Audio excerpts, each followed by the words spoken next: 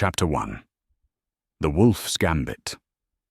What if Arya Stark assassinated Cersei at the Purple Wedding? Let's explore the depths of it in the video. The Crossroads Inn sits quiet in the pale morning light, its windows dark and shuttered against the cold. Arya Stark crouches behind a fallen log, her grey eyes fixed on the building where her captors rest.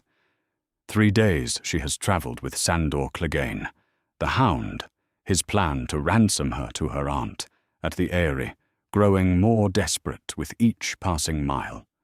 But Arya Stark has other plans entirely. The skills taught to her by Jaqen H'ghar whisper in her memory like prayers to the many-faced god. A girl knows how to move without sound, how to kill without mercy, how to become no one when the moment demands it. The Hound sleeps heavily after last night's drinking, his scarred face slack with wine and exhaustion. She slips away like smoke in the wind.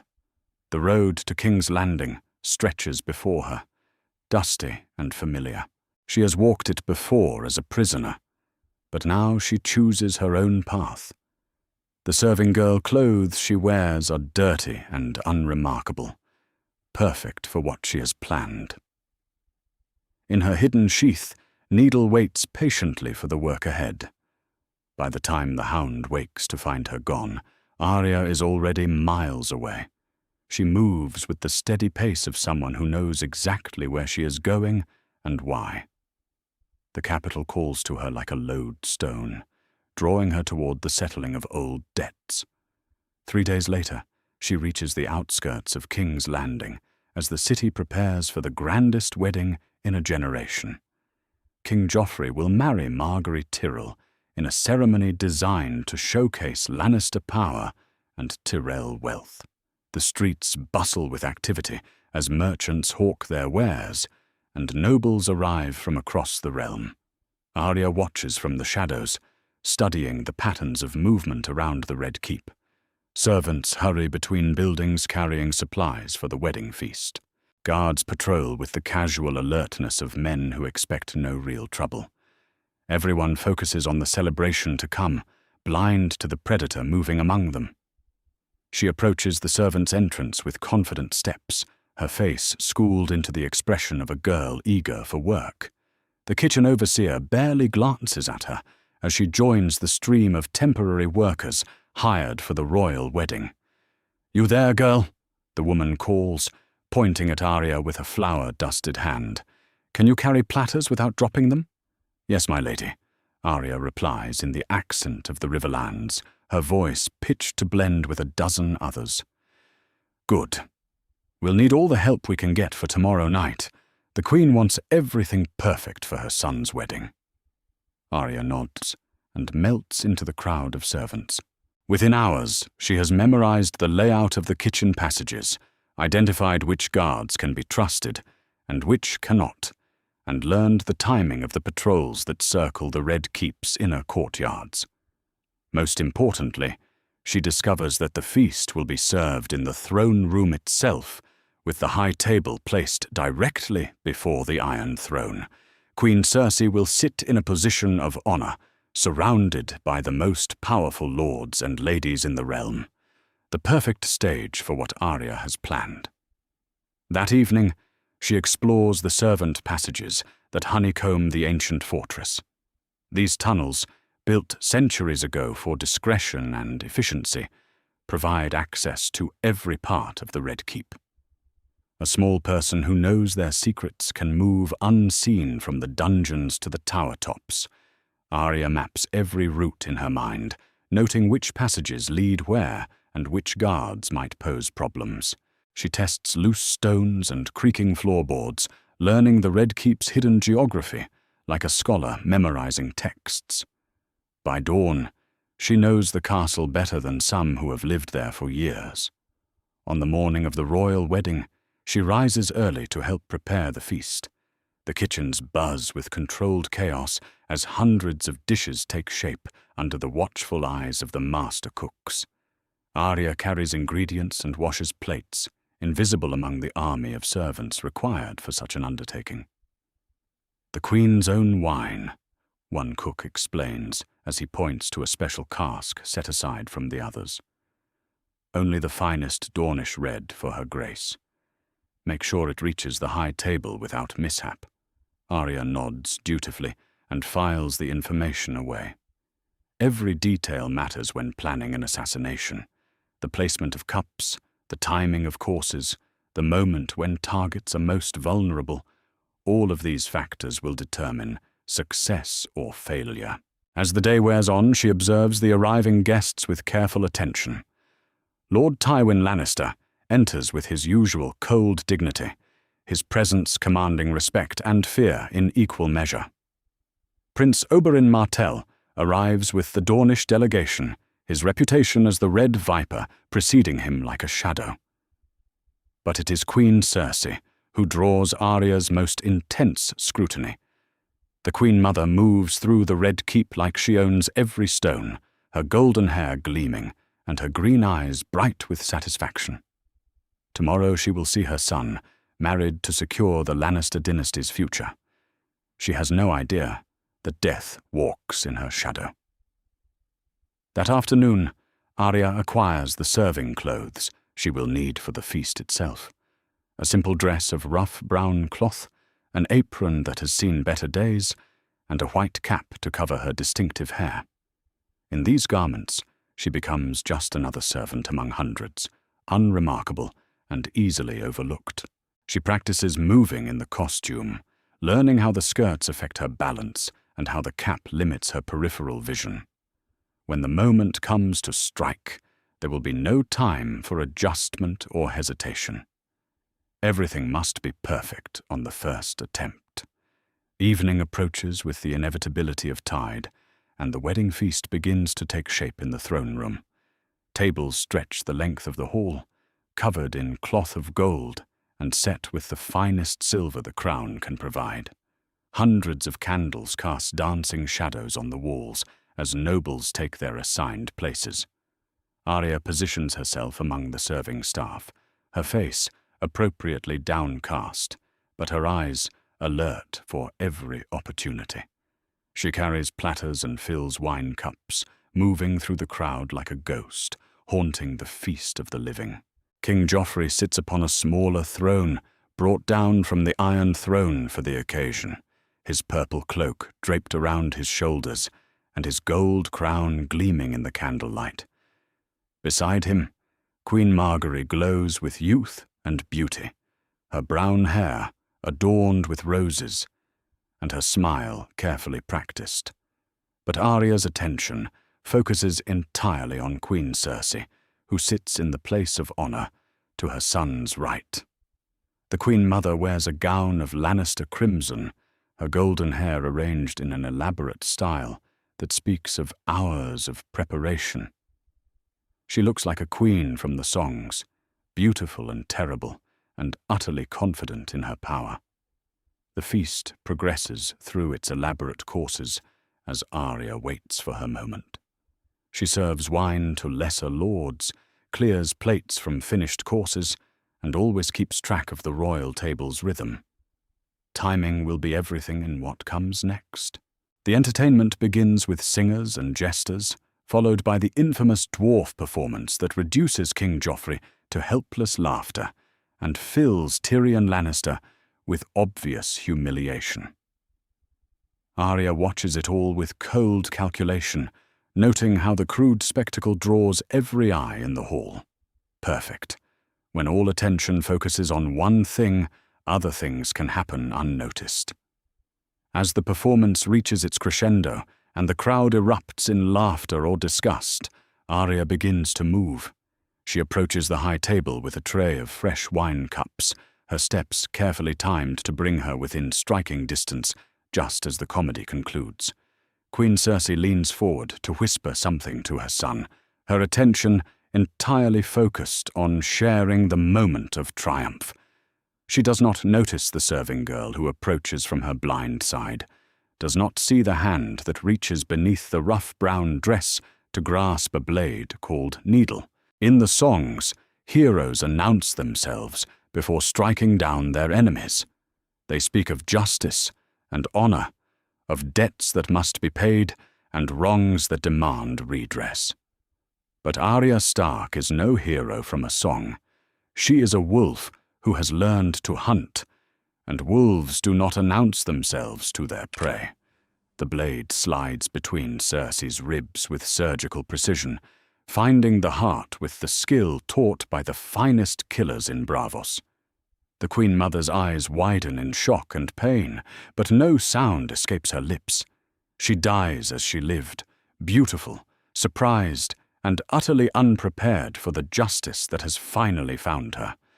Arya withdraws needle and melts back into the crowd of servants as chaos erupts around the high table. Shouts of "Murder!" and "The Queen!" echo through the throne room as nobles leap from their seats and guards rush toward the disturbance. But the wolf has already vanished into the maze of passages that honeycomb the Red Keep. She sheds her serving clothes in a hidden alcove, changes into the garb of a stable boy, and emerges into a different part of the castle entirely. By the time the hunt for Cersei's killer begins in earnest, Arya Stark has become someone else entirely. The Game of Thrones has taken an unexpected turn. The Queen Mother is dead, struck down at the moment of her greatest triumph, and the realm will never be the same. One name has been crossed from a young wolf's list, but the work is far from finished. In the confusion and terror that follows, few notice the small figure who watches from the shadows with grey eyes cold as winter. Arya Stark has returned to King's Landing with steel in her hand and vengeance in her heart. The lions have grown fat and complacent in their den, but the wolves remember what was taken from them. And wolves, when they hunt in earnest, always claim their prey. Chapter 2. The Purple Feast. The great sept of Baelor rings with the voices of 1,000 guests as King Joffrey Baratheon takes Queen Margaery Tyrell as his bride. The ceremony unfolds with all the pageantry the crown can muster: cloth of gold banners, knights in gleaming armor, and the High Septon himself performing the sacred rites before statues of the father and the mother. Joffrey stands resplendent in purple and gold, his crown catching the light streaming through the sept's crystal windows. Beside him, Margaery glows with youthful beauty, her brown hair crowned with a circlet of roses. They speak their vows before the Seven, binding House Baratheon to House Tyrell in marriage and alliance. In the crowd of witnesses, Queen Cersei watches with tears of joy streaming down her face.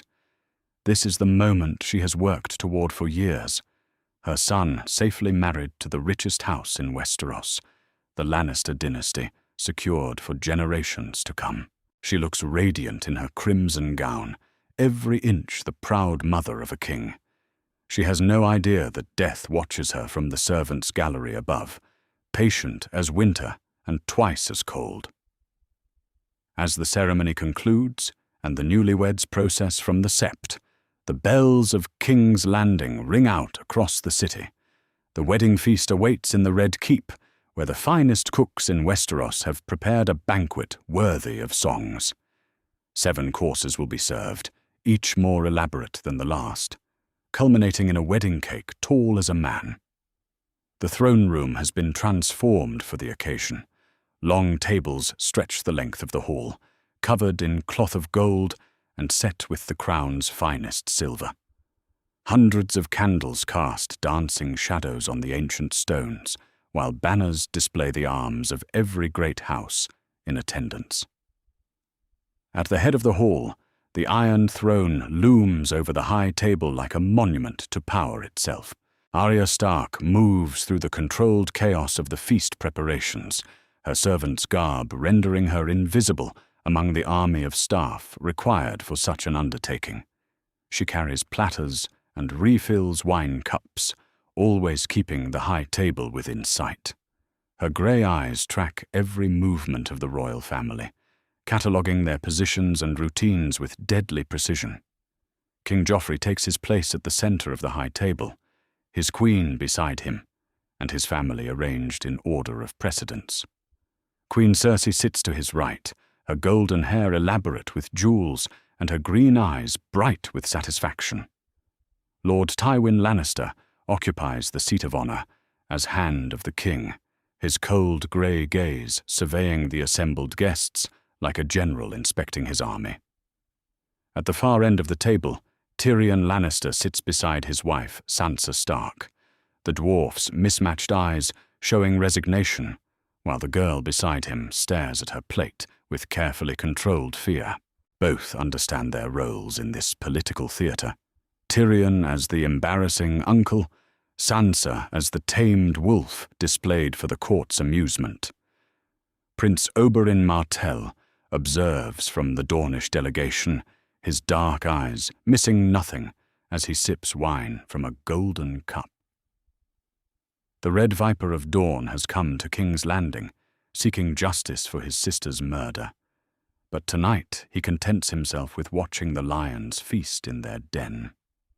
Lady Olenna Tyrell sits with the Reach delegation, her sharp eyes taking in every detail of the evening's proceedings. The Queen of Thorns has her own plans for this feast, a small vial of poison hidden in plain sight, waiting for the proper moment to remove a king she considers unfit to rule. But she will not get the chance to use it.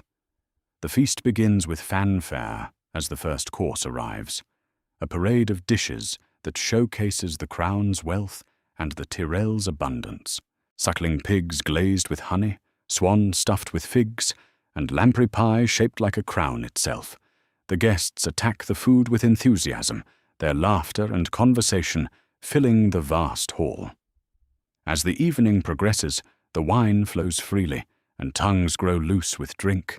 Lords boast of their accomplishments, while ladies gossip behind painted fans. The newlyweds receive toasts and gifts, each more elaborate than the last. King Joffrey accepts every tribute as his due, his cruel mouth curved in a satisfied smile. The entertainment begins between courses, designed to delight the royal couple and showcase the realm's finest performers. Singers from the Summer Isles harmonize with lutists from Lys, while jugglers from Tyrosh perform feats that draw gasps from the crowd. But the king grows bored with conventional displays of skill. "Bring in the special performance," he commands with a gesture toward the servants. His green eyes gleam with malicious amusement at some private joke. What follows draws shocked silence from the assembled nobles. 5 dwarfs, dressed as the kings of Westeros, perform a crude mockery of the War of the 5 Kings, complete with exaggerated deaths and bawdy humor. The performance reduces some guests to helpless laughter, while others shift uncomfortably in their seats. Tyrion Lannister watches with growing horror as his own military victories are twisted into comedy.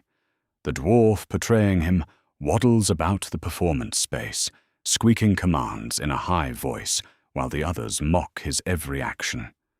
The humiliation is deliberate and complete, designed to remind every person present of their place in Joffrey's hierarchy.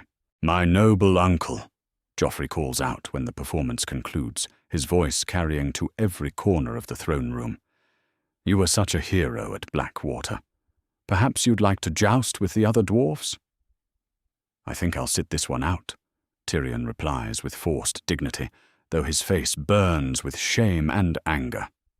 "No, I insist," the king presses, his smile sharp as a blade. "It would amuse our guests, unless you're afraid." The challenge hangs in the air like smoke from a funeral pyre. Tyrion understands that refusal means greater humiliation, while compliance makes him a willing participant in his own degradation. The trap has been perfectly laid, and there is no escape. "As your grace commands," Tyrion says finally, rising from his seat with all the dignity he can muster. But as he walks toward the performance area, another drama unfolds unnoticed by the crowd. Arya Stark moves through the shadows at the edge of the throne room, her servant's garb allowing her to approach the high table from an unexpected angle. The crude entertainment has drawn every eye in the hall, creating the perfect opportunity for what she has planned. Needle slides from its hidden sheath like a whisper of steel. The blade that once belonged to a wolf now serves a different kind of justice, honed to killing sharpness by months of practice and patience. Arya approaches Queen Cersei from behind, her footsteps silent on the rush-covered floor. The Queen Mother leans forward to better see her brother's humiliation, a cruel smile playing about her lips as she enjoys Tyrion's discomfort. She has worked hard to arrange this moment of triumph, her son safely married, her enemies humbled, and the Lannister name secure for generations to come. She never sees the blade that slides between her ribs. Needle finds her heart with surgical precision, the steel parting silk and flesh with equal ease. Cersei's green eyes widen in shock and pain, but no sound escapes her lips except a soft gasp that is lost in the crowd's laughter. Her hands flutter to her chest, finding the spreading warmth of her own blood. "Vala Morgulis," Arya whispers in her ear, the words of the many-faced god serving as both blessing and curse. The Queen Mother of Westeros dies as she lived, beautiful, proud, and utterly unprepared for the justice that has finally found her. Her body slumps forward in her chair, golden hair spilling across the white tablecloth like sunlight across snow. For a moment, the scene continues unchanged. Tyrion begins his reluctant participation in the dwarf joust, while the crowd cheers and laughs at his expense. But then someone notices the still figure at the high table, the spreading stain of red across expensive fabric. "The Queen!" a woman screams, her voice cutting through the laughter like a blade. "The Queen is hurt!" Chaos erupts throughout the throne room as nobles leap from their seats and rush toward the high table. Guards pound toward the commotion, while servants scatter in terror. The carefully orchestrated celebration dissolves into panic and confusion as the reality of murder sinks into every mind present. King Joffrey stares at his mother's body with uncomprehending horror, his young face cycling through shock, grief, and rage in rapid succession. The boy king who has never known defeat suddenly confronts the ultimate loss, and his mind struggles to process what has happened. "Mother?" he whispers, his voice small and lost. Then, louder. "Mother!" Lord Tywin Lannister rises from his seat with deadly calm, his grey eyes taking in every detail of the scene before him. The old lion has survived rebellions and wars, assassinations and betrayals, but this strikes at the very heart of everything he has built. His daughter is dead, killed at the moment of the family's greatest triumph. "Seal the Red Keep," he commands, in a voice like winter wind. No one enters, no one leaves. Find whoever did this, and bring them to me alive. Gold cloaks rush to obey, while the King's Guard form a protective circle around the royal family. But Arya Stark has already vanished into the maze of passages that honeycomb the ancient fortress, her servants' clothes abandoned for the garb of a stable boy. By the time the hunt begins in earnest, the wolf has become someone else entirely. Prince Oberyn Martell watches the unfolding chaos with interest, his dark eyes noting how quickly the Lannister celebration has turned to horror. Justice has many faces, and tonight it wore the face of a child with a blade. Lady Olenna Tyrell discreetly disposes of the poison she will no longer need, her sharp mind already calculating how this changes the political landscape. The Game of Thrones has taken an unexpected turn, and those who adapt quickly will survive while others fall. Meanwhile, in the confusion of the moment, Sansa Stark slips away from the high table with the help of Ser Dontos. The frightened girl understands that Cersei's death changes everything, and those with Stark blood must not linger where Lannister justice might fall. The purple wedding has become something else entirely, not a celebration of alliance, but a funeral for the Queen Mother of Westeros. As servants clean blood from the white tablecloth and guards search every shadow for enemies, one truth becomes clear to all who witness it. The wolves have returned to King's Landing, and they remember what was taken from them. King Joffrey weeps over his mother's body, while his grandfather plots vengeance with cold precision. But somewhere in the depths of the Red Keep, a young wolf counts the names remaining on her list and prepares for the work still to come.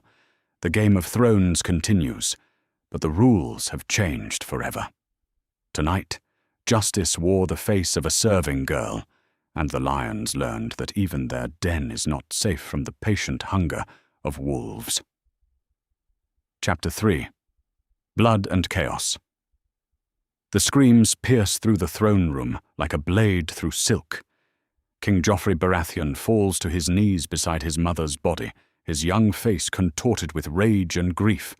Blood pools beneath Cersei Lannister, seeping into the cracks between the stone tiles. Her gold hair fans out like a halo, but her green eyes stare sightless at the painted ceiling above. "Mother!" Joffrey's voice cracks as he shakes her shoulders. "Mother, wake up!" But the Queen Mother will never wake again. The thin wound between her ribs, precise and deadly, tells its own story. This was no accident. This was murder. Tywin Lannister strides through the chaos with grim purpose. His face is like winter itself, cold and unforgiving. The old lion surveys the scene with calculating eyes, already forming plans within plans. The wedding guests press against the walls, some weeping, others frozen in shock. A few brave souls attempt to flee, but the doors slam shut with thunderous finality. "Seal the Red Keep," Tywin commands the King's Guard. "No one enters, no one leaves. Search every corner, every shadow." His voice cuts through the hysteria like a blade through flesh. "Find whoever did this, and bring them to me." The gold cloaks rush to obey, their armor clanking as they spread throughout the castle. Sir Meryn Trant barks orders, while Sir Preston Greenfield secures the throne room. But in the confusion, one small figure slips away like smoke in the wind. Arya Stark moves through the servant passages with practiced silence. Her heart pounds against her ribs, but her hands remain steady. The serving girl disguise serves her well as guards rush past without a second glance. She clutches needle beneath her rough spun cloak, the familiar weight bringing comfort. One name is crossed from her list. Cersei Lannister is dead, and the realm will never be the same. Meanwhile, in the throne room, suspicion falls like a shadow on an unlikely target. Tyrion Lannister stands beside the empty wine cup he had been drinking from moments before. His face is pale, his mismatched eyes wide with genuine shock. But the timing damns him. Just moments before Cersei's death, King Joffrey had humiliated him with the dwarf performance, forcing him to act as cupbearer. "Arrest him!" Joffrey snarls, pointing a shaking finger at his uncle. Tears stream down the boy king's face, but his voice carries deadly intent. "He killed her! He killed my mother!" "Your Grace," Tyrion begins, but the words die in his throat as gold cloaks surround him. The irony is not lost on him, accused of yet another murder he did not commit, while the real killer vanishes into the night. Sansa Stark watches in horror from her seat at the high table. Her blue eyes are wide with terror as she realizes the danger she faces. With Cersei dead and Joffrey mad with grief, who will protect her now? The answer comes swiftly as Ser Dontos appears beside her, his face flushed with wine and urgency. "My lady," he whispers, "we must go. Now." His hand closes around her wrist with surprising strength. "The king will want someone to blame, and you are a Stark." Together they slip toward a side door as the chaos deepens. Sansa's heart hammers against her chest as they move through corridors she has walked 100 times. Everything feels different now, charged with danger and uncertainty. The Red Keep has become a trap, and she is the prey. Jaime Lannister arrives at the throne room like a man possessed. Still wearing his white cloak and golden armor, he pushes through the crowd with desperate fury. When he sees Cersei's body, something breaks inside him. A sound escapes his throat, part growl, part keen, entirely inhuman. "Who?" The word comes out as a whisper, then builds to a roar. "Who did this?" He draws his sword with a ringing of steel, the blade catching the torchlight. "I'll kill them all, every last one!" Tywin's iron voice cuts through his son's rage. "Put away your sword, Jaime. This requires thought, not steel." But for the first time in his life, Jaime does not obey his father immediately. He stares down at the woman who was his twin, his love, his other half. The golden hand on his right arm seems to mock him. He could not save her when she needed him most. "She's gone," Jaime says, the words barely audible. His sword point drops toward the floor. She's actually gone. In the sudden quiet that follows, other players begin to move their pieces. Queen Margaery Tyrell sits motionless at the high table, her face a careful mask of shock and sorrow. But behind her brown eyes, her mind races with possibilities. She is queen now, truly queen, married to a king with no mother to guide him. The thought terrifies and exhilarates her in equal measure. Olenna Tyrell, the Queen of Thorns, watches everything with sharp eyes. The old woman had been prepared to remove Joffrey herself, the poison safely hidden in Sansa's necklace. Now someone else has struck first, but at a different target entirely. The game has changed, and she must adapt quickly. Without Cersei's restraining influence, Joffrey will become truly dangerous. "Grandmother," Margaery whispers, leaning close. "What do we do now?" "We survive, child," Olenna replies, in a voice like dry leaves. "We adapt. The wolf may have struck the lioness, but the rose endures."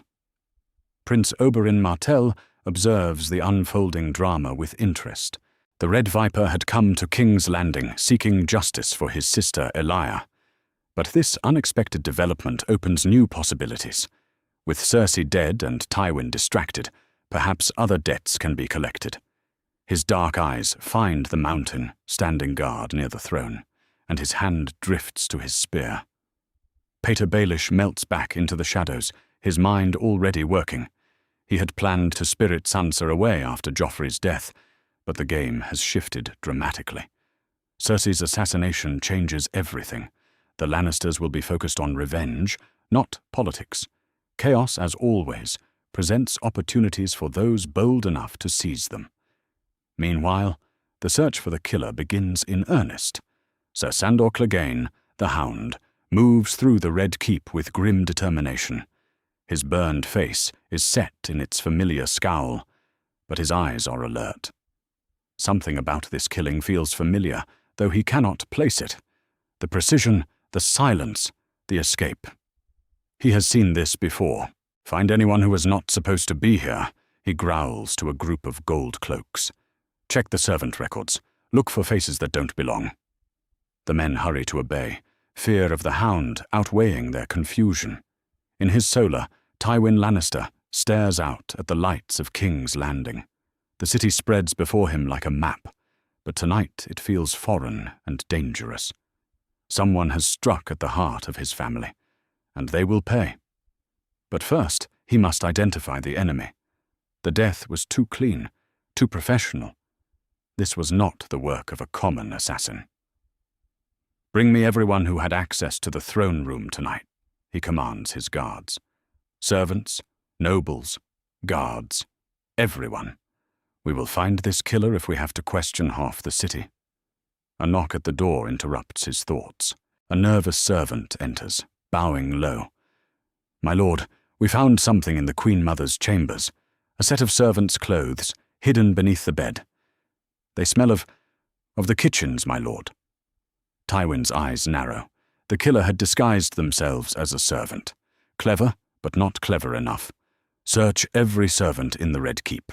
Check their hands for blood, their clothes for weapons. Turn the castle upside down if you must. As dawn approaches, the Red Keep seethes with activity. Guards question terrified servants, while nobles whisper in corners. The wedding celebration has become a funeral. joy transformed to horror in the space of a heartbeat. Bodies are searched, alibis questioned, loyalties tested. But the wolf has already vanished into the city beyond the castle walls. Arya Stark walks the dark streets of King's Landing, her face hidden beneath a hooded cloak. She has work to finish, names yet to cross from her list. Cersei Lannister was only the beginning. The true reckoning has just begun. Behind her, the Red Keep burns with torches and fury. King Joffrey's sobs echo through the stone corridors while his grandfather plots revenge. The realm holds its breath, waiting to see what will emerge from the chaos. The Game of Thrones has taken a bloody turn, and no one knows where it will lead. For the first time in years, the lions of Lannister have shown they can bleed, and once blood is spilled, it has a way of calling for more. Chapter 4. The Crown's Fury. The throne room has become a charnel house by midday.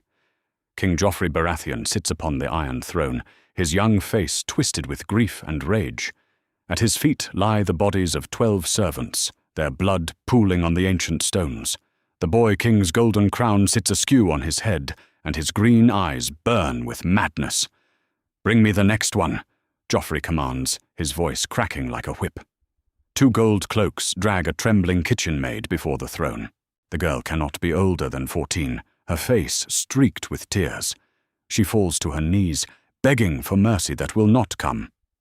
"Did you see who killed my mother?" Joffrey demands, leaning forward on the throne. "Did you help them? Did you know?" "No, Your Grace," the girl sobs. "I swear it by the 7. I was in the kitchens all night." "Liar!" Joffrey's voice echoes through the hall. He draws his sword with a singing of steel. "Everyone lies. Everyone betrays." The blade flashes downward, and another innocent dies for the crime of being in the wrong place at the wrong time. Marguerite Tyrell stands frozen near the throne, her hands pressed to her mouth in horror.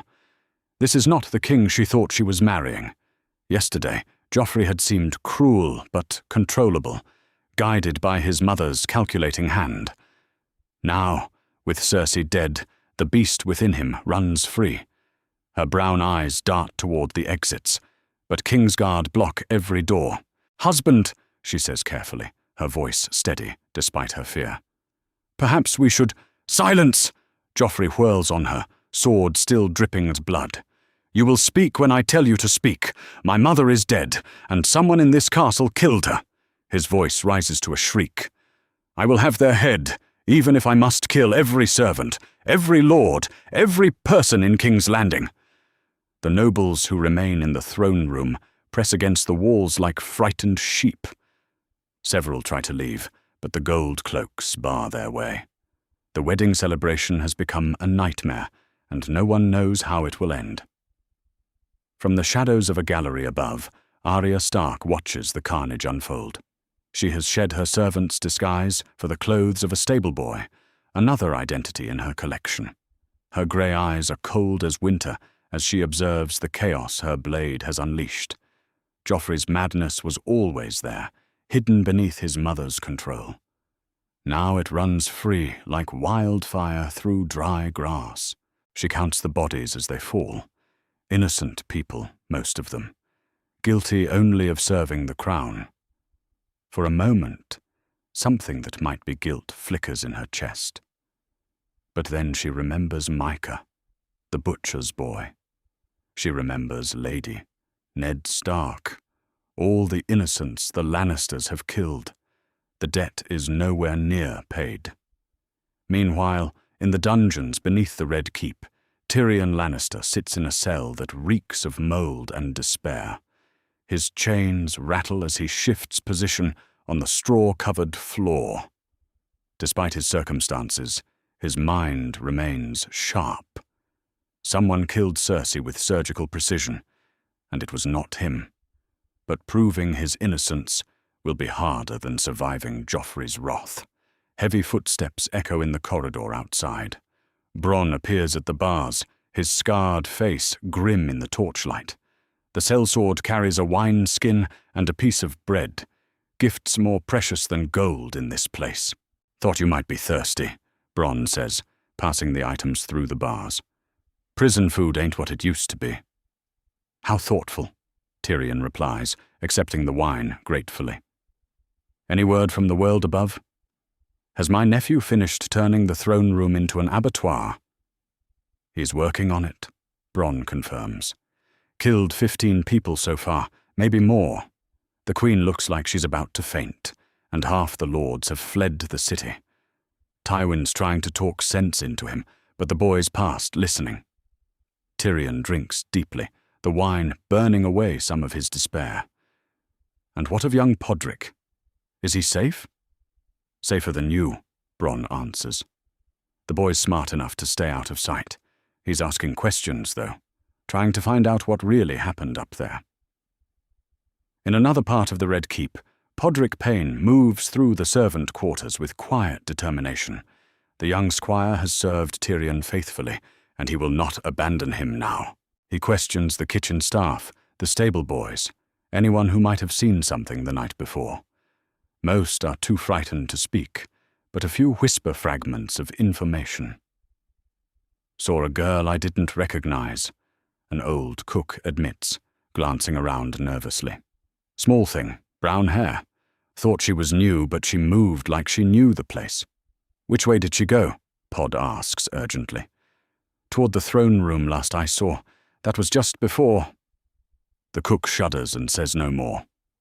Meanwhile, in his solar, Tywin Lannister receives the most disturbing news yet. Sir Kevan Lannister stands before his brother's desk, his face pale with worry. "The boy has to be stopped," Kevan says without preamble. "He's killing nobles now, not just servants. Lord Rosby tried to leave with his family, and Joffrey had them all beheaded. The city gates are sealed, but word is spreading anyway." Tywin's jaw tightens. The Lannister name has been built on strength and fear, but there is a difference between calculated brutality and mindless slaughter. Joffrey's rampage threatens everything he has worked to achieve. "Where is he now?" Tywin asks. "Still in the throne room. He's called for more prisoners to be brought up from the dungeons. Common criminals, debtors, anyone they can find." Tywin rises from his chair with deadly purpose. The time for subtle guidance has passed. His grandson must be brought to heel, or the realm will tear itself apart. "Summon the King's Guard. We end this now." The confrontation comes as Joffrey prepares to execute a one-handed thief. The man kneels before the Iron Throne, weeping for mercy he will not receive. Joffrey raises his sword with evident pleasure, savoring the moment of power over life and death. "Enough." Tywin's voice cuts through the throne room like a blade through silk. The old lord strides forward, flanked by Sir Kevan and 6 gold cloaks. His face is a mask of controlled fury, more terrifying than Joffrey's wild rage. "Grandfather," Joffrey says, lowering his sword slightly, "I am dispensing the king's justice. These people might have helped. These people are innocent." Tywin interrupts, his voice deadly quiet. "You are not dispensing justice. You are indulging in madness." The throne room falls silent except for the crackle of torches. Even the prisoners stop weeping as they sense the tension between grandfather and grandson. This is not a family dispute, but a battle for the soul of the realm. "I am the king!" Joffrey shrieks, his voice echoing off the stone walls. "I can do whatever I want." "You are a boy playing with a crown," Tywin replies coldly. "And boys who cannot control themselves lose their toys." He steps closer to the Iron Throne, his presence filling the room. "Release these prisoners, end this farce, or I will have you removed from that throne and locked in your chambers until you come to your senses." For a moment, silence hangs between them like a blade ready to fall. The court holds its breath, waiting to see which lion will blink first. Joffrey's face cycles through rage, confusion, and something that might be fear. He has never been challenged so directly, so publicly. "You dare threaten me!" Joffrey's sword wavers in his grip. "I could have your head!" "You could try," Tywin agrees. "But these men serve me, not you." He gestures to the gold cloaks around him. "Your power comes from our name, our gold, our armies. Cross me, and you will discover how quickly a king can become a beggar. The threat hangs in the air like incense, heavy and choking. Joffrey looks around the throne room, seeking support that is not there. The nobles watch with careful neutrality, while Margaery stares at her husband with growing horror. Even the king's guard seem uncertain, their hands near their swords, but their loyalty divided. Slowly, reluctantly, Joffrey lowers his blade. The moment stretches like a bowstring before he speaks again. "Very well," he says through gritted teeth, "but I want the killer found. I want them brought before me, alive, so I can make them pay for what they did." "As do I," Tywin agrees, "but we will find them through investigation, not slaughter." As the prisoners are led away and the throne room slowly empties, neither grandfather nor grandson notices the small figure watching from the gallery above. Arya Stark has seen enough. The lions are turning on each other, just as she hoped. Her work here is far from finished, but the foundation is laid. Let them tear each other apart from within. Meanwhile, in the Sept of Baelor, the High Septon kneels before the altar of the stranger. The chaos in the Red Keep has not gone unnoticed by the faith. Word spreads through the city like wildfire. The king has gone mad. The nobles flee in terror. Innocent blood flows like wine. The time may be coming for the gods to reclaim their rightful place in the realm. As the sun sets over King's Landing, ravens take flight from the Red Keep's tower. Black wings carry word to every corner of Westeros. The Queen Mother is dead. The king rages in madness, and the capital teeters on the edge of chaos. The great houses will read these messages and begin to move their pieces on the board. The Game of Thrones has taken a bloody turn, and all the realm will feel its consequences. In Winterfell, Robb Stark will learn his sister lives and has struck the first blow against their enemies. In Dragonstone, Stannis Baratheon will see opportunity in his nephew's weakness. In Dorne, the sand snakes will sharpen their blades. The dragon across the narrow sea will hear whispers of weakness in Westeros. All because a young wolf chose to bare her fangs in the lion's den. The Crown's fury has only just begun. Chapter 5. Wolves and Roses. The godswood of the Red Keep stands empty in the pale morning light. Ancient trees cast long shadows across the ground, where red leaves have fallen like drops of blood.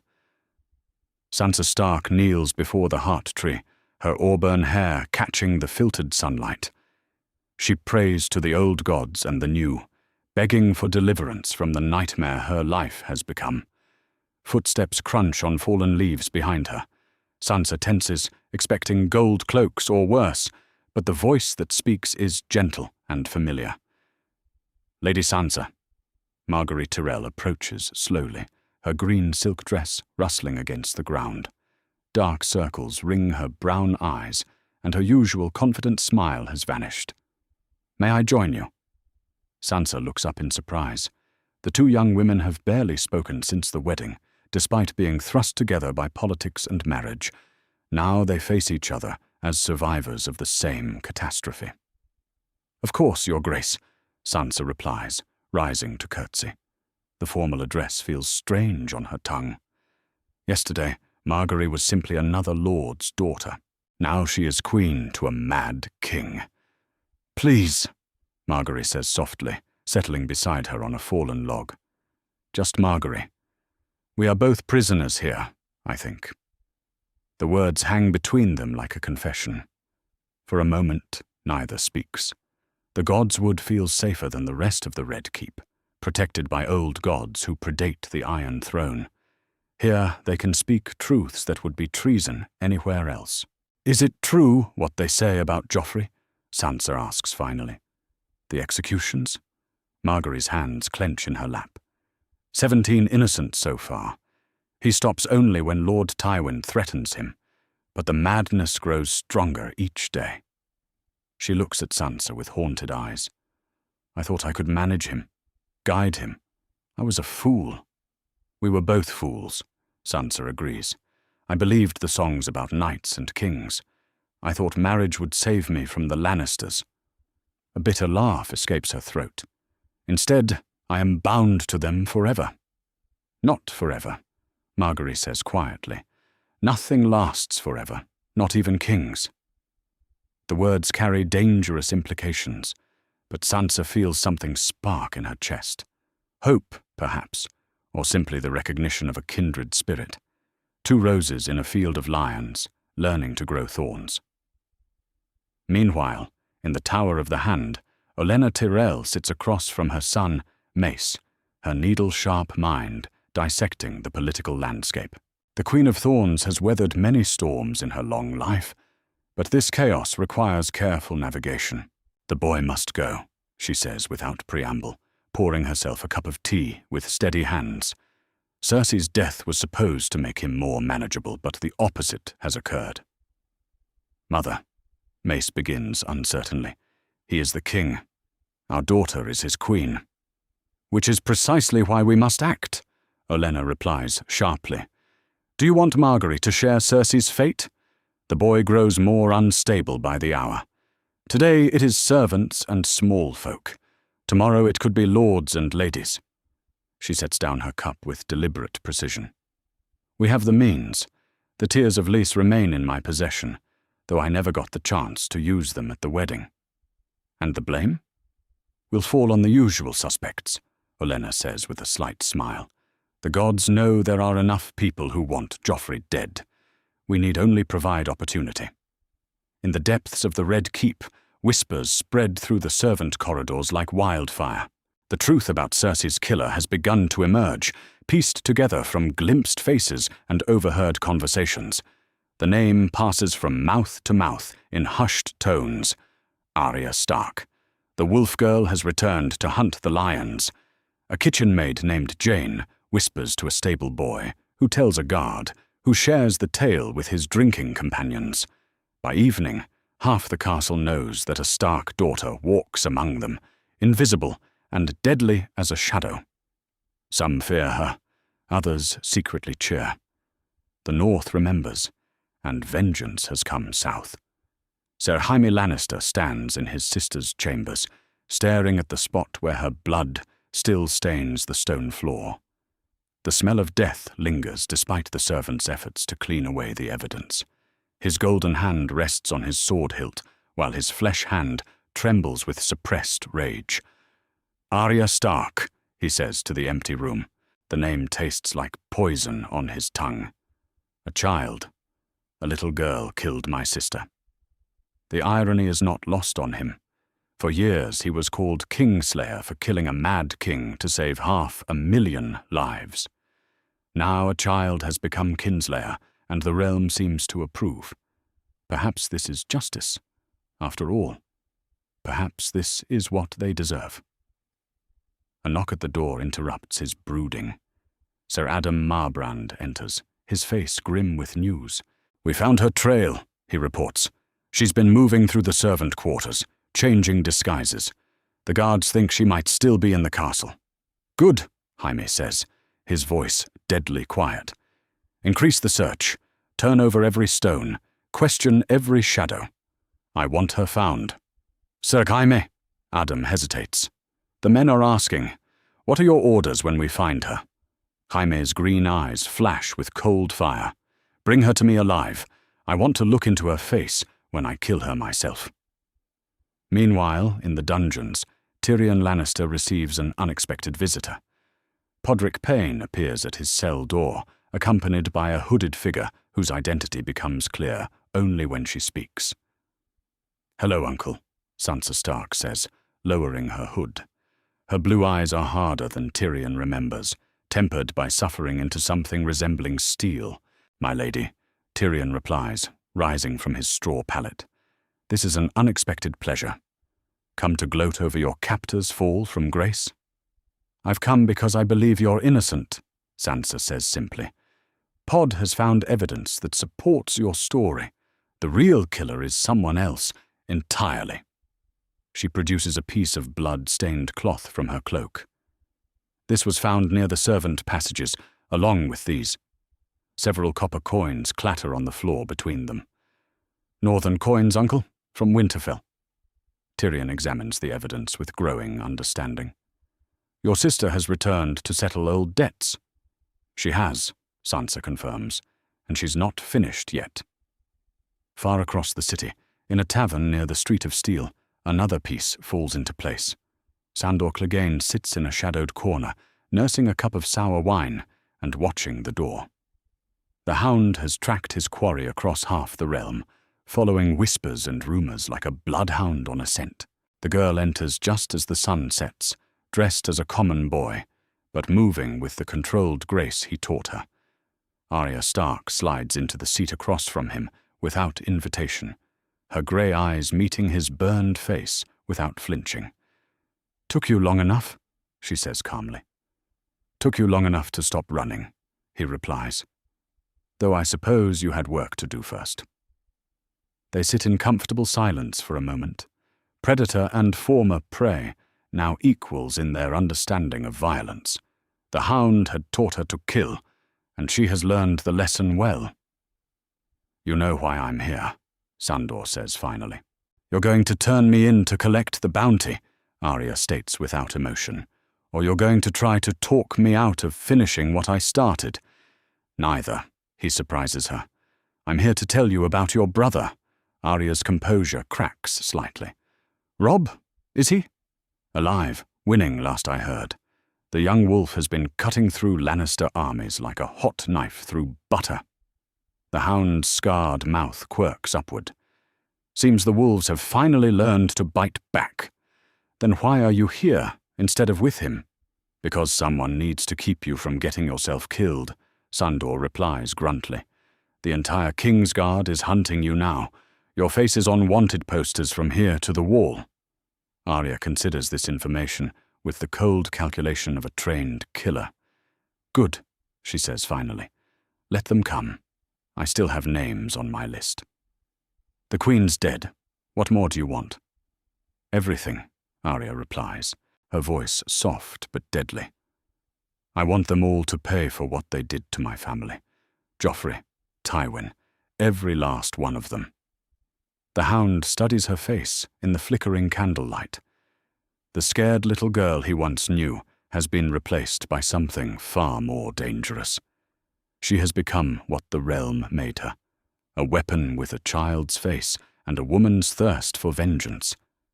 "Then you'll need help," he says finally. "The kind of help that comes with a price."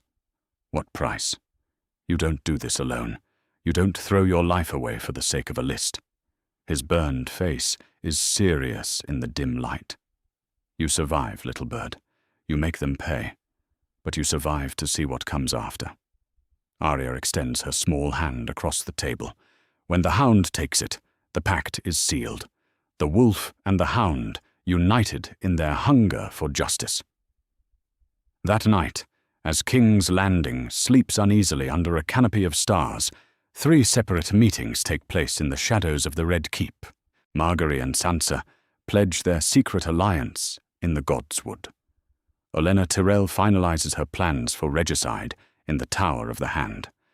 And in a hidden chamber behind the throne room, Arya Stark reveals herself to her sister for the first time in years.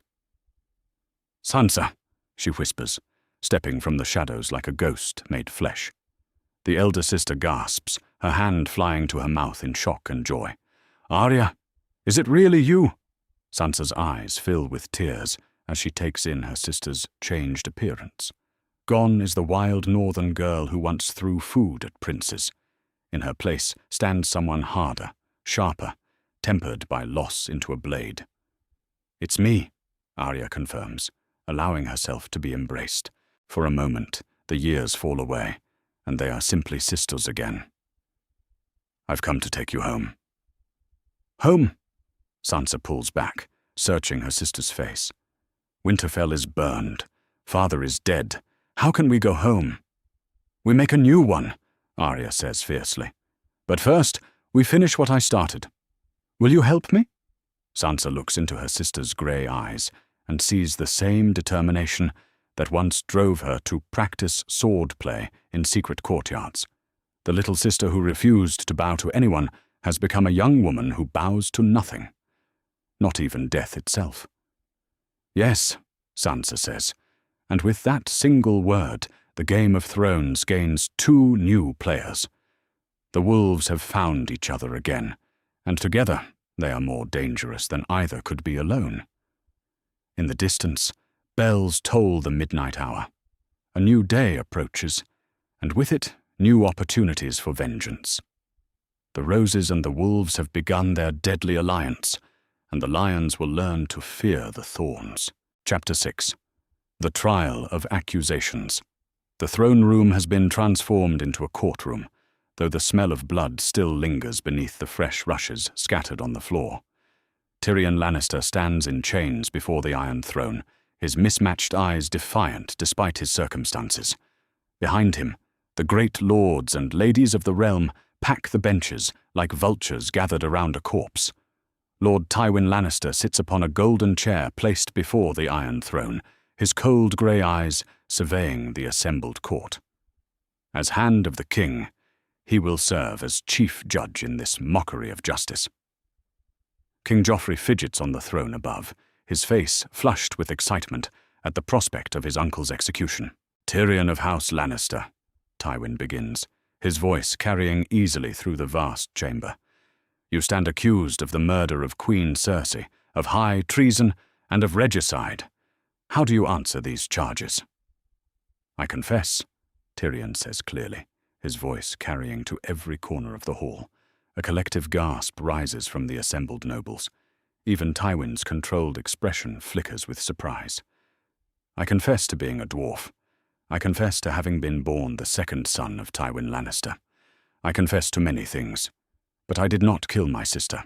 Liar! Joffrey shrieks from the throne, his voice cracking with rage. You hated her. You hated all of us. Oh, I hated her. Tyrion agrees with a bitter smile. But hatred and murder are different things, nephew. Something you would know well. Call your first witness, Tywin commands before Joffrey can respond. The king's fury radiates from the Iron Throne like heat from a forge, but his grandfather's authority holds him in check. Sir Meryn Trant steps forward, resplendent in his white cloak and gold armor. The Kingsguard knight's testimony is predictable. He speaks of Tyrion's public humiliation at the wedding, of his access to the wine, of his bitter history with the royal family. But when pressed for actual evidence, his words ring hollow. Did you see Lord Tyrion near the Queen Mother when she died? Tywin asks. No, my lord, Meryn admits reluctantly. He was seated at the high table throughout the feast. Did you see him leave his seat during the evening? Only to serve as cupbearer to his grace, as commanded. More witnesses follow, servants who speak of Tyrion's presence in the hall, nobles who confirm his whereabouts. Each testimony builds the same picture. Tyrion was visible and accounted for throughout the evening. The evidence for his guilt grows thinner with each word. Then Sandor Clegane enters the throne room, his burned face grim in the torchlight. The Hound's testimony will change everything, though not in the way anyone expects. Sandor Clegane, Tywin addresses him, you have served this family faithfully for many years. Tell this court what you know of the Queen Mother's death. The Hound's dark eyes sweep the assembled nobles before settling on Tywin. I know the imp didn't kill her, he says bluntly. Wrong technique entirely. Explain, Tywin commands, leaning forward slightly. Clean thrust between the ribs, perfect angle to pierce the heart. Silent, quick, professional. The Hound's voice carries the authority of someone who knows killing intimately. The imp's a poisoner, not a blade man. This was the work of someone trained to kill with steel. And who might possess such training? Tywin asks, though his eyes suggest he already knows the answer. A faceless man of Bravos, the Hound replies, or someone trained by one, someone who's learned to move like shadow, strike like lightning. He pauses, letting the implications sink in. Someone like Arya Stark. The throne room erupts in shocked whispers. The name passes from mouth to mouth like wildfire, carrying with it the weight of old grievances and new fears. Arya Stark, the missing daughter of Ned Stark, returned from the dead to claim her vengeance. From the shadows of the gallery above, Arya herself watches the proceedings with cold satisfaction. She has shed her servant's disguise for the clothes of a stable boy, just another face in the crowd of onlookers. The Hound's testimony serves her purposes well. It clears Tyrion while confirming her presence. Let them know she walks among them. Let them fear. Preposterous! Joffrey stands on the throne, his crown askew with agitation. Arya Stark is dead. She's been dead for years. Have you seen her body? The Hound asks mildly. Because I've been tracking her across half the realm. The girl's alive, and she's learned some interesting skills in her travels. Prince Oberyn Martell rises from his seat among the Dornish delegation, his silk robes rustling like snake scales. The Red Viper's dark eyes gleam with interest as he surveys the chaos spreading through the throne room. Your Grace, he addresses Joffrey with exaggerated courtesy. If Lord Tyrion is innocent of this crime, surely justice demands his freedom. Justice? Joffrey's laugh is high and manic. Justice is what I say it is. He's guilty because I say he's guilty. The gods may have different opinions, Oberyn replies smoothly. Perhaps we should ask them. Trial by combat would settle the matter conclusively. The suggestion hangs in the air like incense, heavy with implication. Trial by combat would force the crown to provide a champion, and everyone knows who that will be. Sir Gregor Clegane, the mountain that rides, stands near the throne like a suit of animated armor. The giant knight has never lost a trial by combat, and his presence alone has decided the fate of many accused men. But Oberyn Martell has his own reasons for suggesting this path. His sister Elia died screaming under the mountain's hands, her children murdered in the same room where they now seek justice. This trial offers him something he has sought for years, a legal opportunity for revenge. I offer myself as Lord Tyrion's champion, Oberyn declares, his voice cutting through the murmurs of the crowd. Let the gods decide his guilt or innocence. And who will champion the crown? Joffrey demands, though his eyes are already turning to the mountain. I will fight for King's Landing, Sir Gregor rumbles, his voice like stones grinding together. The mountain's presence fills the throne room, and several nobles step back instinctively. They all know his reputation, his cruelty, his strength. Excellent! Joffrey claps his hands together like a child presented with a new toy. Trial by combat it is. Let the gods show us which dwarf speaks truly. Tywin's expression remains carefully neutral, but those who know him can see the calculation in his grey eyes. This trial was meant to be a formality, a way to dispose of Tyrion while maintaining the appearance of justice. Now it has become something far more dangerous, a spectacle that could explode in any direction. The combat will take place in 3 days, Tywin announces. That gives both champions time to prepare. His eyes find Oberyn Martell in the crowd. Choose your weapons and tactics carefully, Prince Oberyn. Sir Gregor has never lost a trial by combat. There is a first time for everything, Oberyn replies with a smile sharp as his spear. Even mountains can fall. As the court begins to disperse, whispered conversations break out across the throne room. The trial has raised more questions than it answered, and the upcoming combat promises to settle nothing except who dies first. The Game of Thrones has taken yet another unexpected turn. Meanwhile, in a shadowed alcove near the throne room, Jaime Lannister intercepts his brother as the guards lead him back to his cell. The Kingsguard's white cloak billows behind him as he approaches, his hand resting on his sword hilt. A word, he says to the guards, who immediately step back.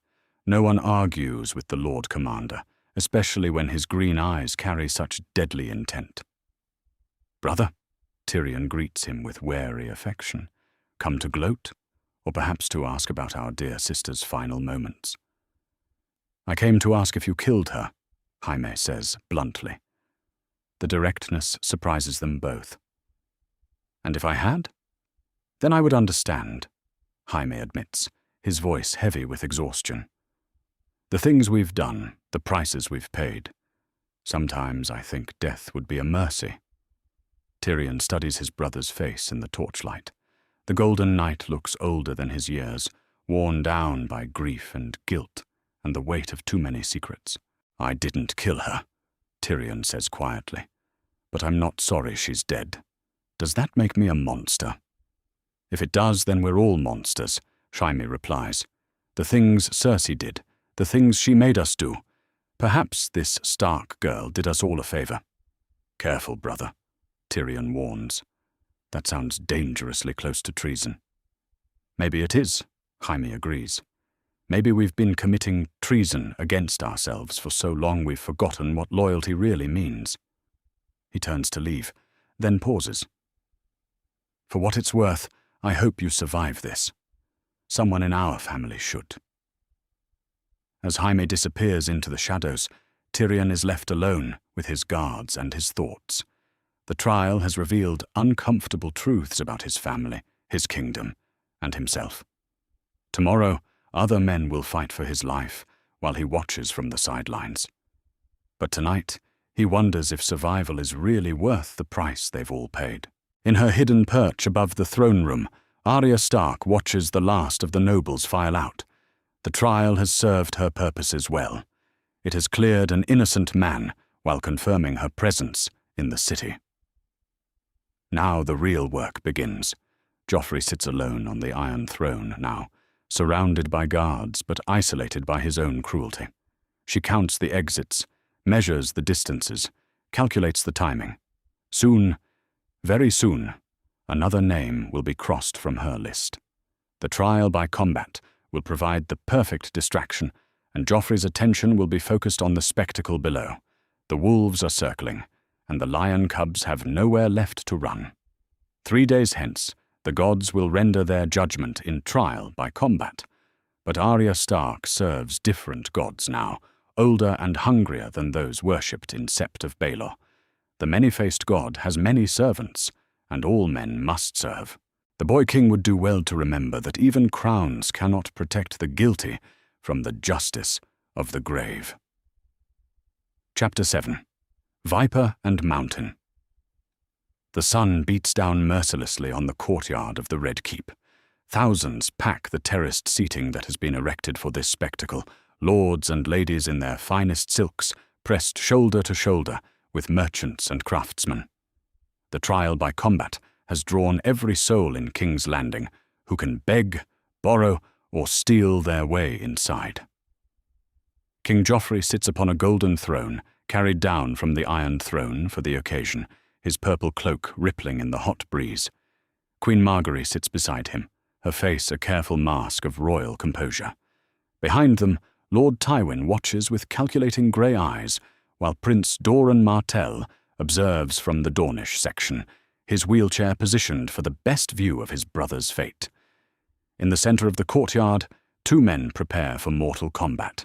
Sir Gregor Clegane stands like a mountain of steel and flesh, his massive sword gleaming in the sunlight.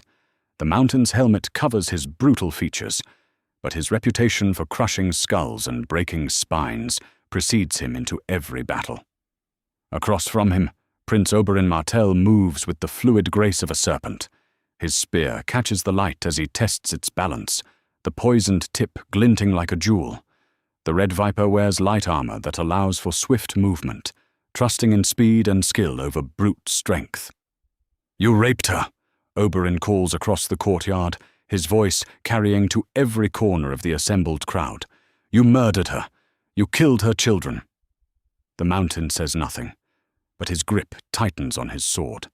The accusations hang in the air like smoke from a funeral pyre. Every person present knows the story. Princess Aelia Martell, butchered with her babes during the sack of King's Landing. The crime that has festered like a wound in the realm's heart for 15 years. "Say her name," Oberyn demands, beginning to circle his opponent with predatory grace. "Aelia Martell, say it." "I killed her screaming whelp," Gregor replies, his voice a grinding rumble. "Then I raped her. Then I smashed her head in, like this. He charges with surprising speed for such a massive man. His sword whistles through the air where Oberyn's head had been a heartbeat before. But the Red Viper is no longer there. He dances away from the killing stroke, his spear darting out like a serpent's tongue to score a line across the mountain's thigh. The crowd gasps as first blood is drawn. The mountain's armor turns the thrust, but the tip finds a gap and draws crimson. Oberyn spins away before the giant can retaliate, already moving to a new position. Too slow, Oberyn taunts, his spear weaving hypnotic patterns in the air. You always were too slow. The mountain roars and charges again. This time, his sword comes down in a massive overhead stroke that could cleave a man in two. Stone chips fly as the blade strikes the courtyard floor. Oberyn has rolled aside, coming up in a crouch with his spear extended. The poisoned point finds another gap in the armor, this time piercing the mountain's side. Gregor stumbles, his breathing growing labored behind his helmet. The manticore venom begins its deadly work, burning through his veins like liquid fire. The poison is taking hold, Oberyn calls to the crowd, his voice filled with savage satisfaction. Can you feel it, Sir Gregor? Can you feel death creeping through your blood? The mountain swings wildly, his massive sword cutting air as his coordination begins to fail. Oberyn dances around him like a matador avoiding a wounded bull, scoring hit after hit with surgical precision. Each thrust of the spear delivers more poison, hastening the giant's doom. From the royal viewing platform, Joffrey leans forward with manic excitement. His green eyes shine with bloodlust as he watches his champion slowly die. "Kill him!" he shrieks, crush his head like a melon. But the mountain can no longer obey. His legs buckle as the poison reaches his heart. Sir Gregor Clegane, the mountain that rides, the terror of the Riverlands, falls to his knees in the dirt of the courtyard. Elia Martell, Oberyn says, standing over his fallen enemy. Princess of Dawn, say her name. Elia! The mountain gasps through his helmet. I killed. The Red Viper's spear punches through the eye slit of Gregor's helmet, ending the giant's confession forever. The crowd erupts in cheers and gasps as the mountain topples forward like a felled tree. The gods have spoken. Prince Oberyn raises his spear above his head, Gregor's blood still dripping from the point. Lord Tyrion is innocent. The verdict should be final. Trial by combat represents the judgment of the gods themselves, binding on all who witness it.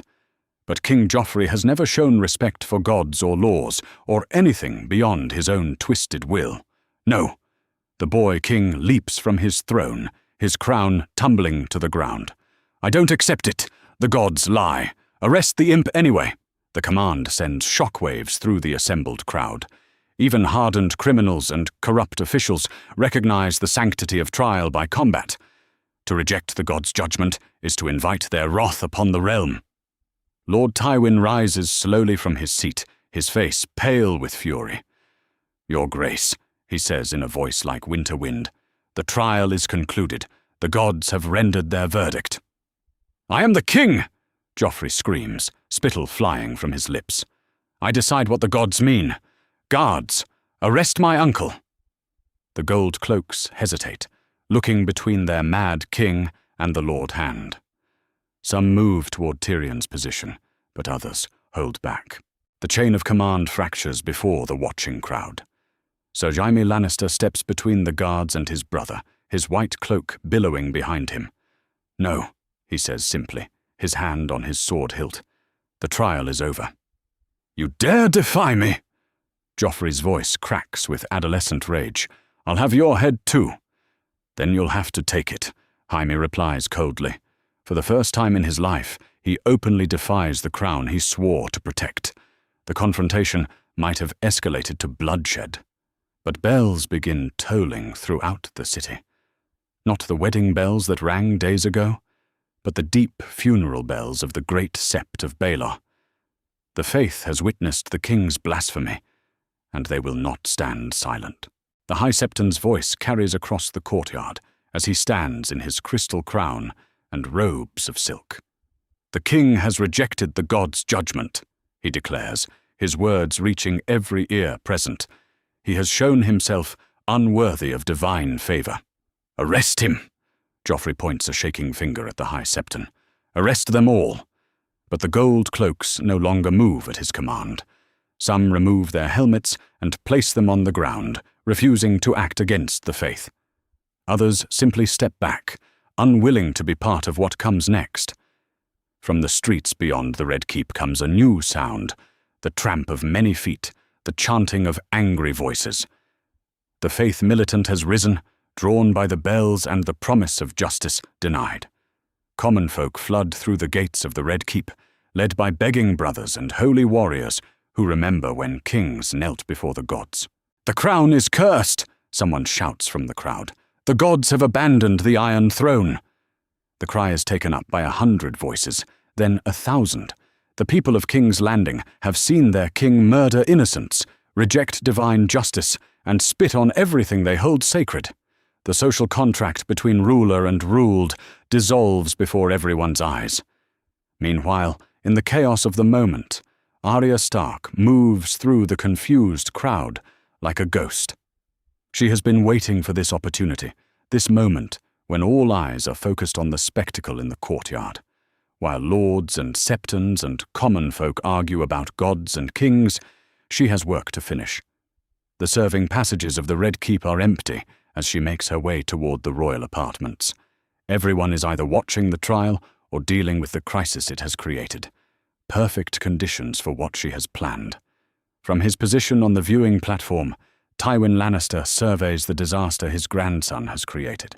The Lannister name, built over generations, crumbles before his eyes. The boy has become more than a liability. He has become a threat to everything Tywin has worked to achieve. "Sir Kevan," he says quietly to his brother, who stands beside him in shock. "Prepare the guards. We may need to secure the Red Keep by force." "Against whom?" Kevan asks. "The faith? The people? Our own king?"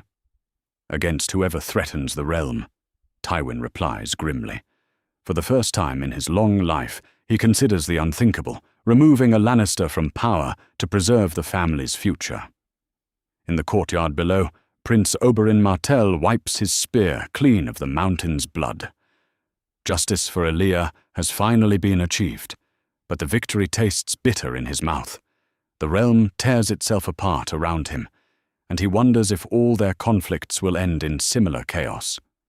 Queen Margaery sits frozen on her throne, watching her husband rant and rage while the kingdom dissolves. She married a king and found herself wed to a madman. The crown that should have been her prize has become a burden she can no longer bear. "Husband," she says softly, trying to reach whatever sanity remains in Joffrey's mind. "Perhaps we should—" "Silence!" Joffrey whirls on her, his hand raised as if to strike. "You're all against me. Everyone betrays me." The assembled nobles recoil from their king's display. Even those who supported him through his cruelties find themselves questioning their loyalty. This is not kingship, but madness unleashed. From the sept of Baelor, more bells join the tolling. The faith calls the faithful to bear witness to the crown's blasphemy. Across the city, people abandon their shops and homes to join the growing procession marching on the Red Keep.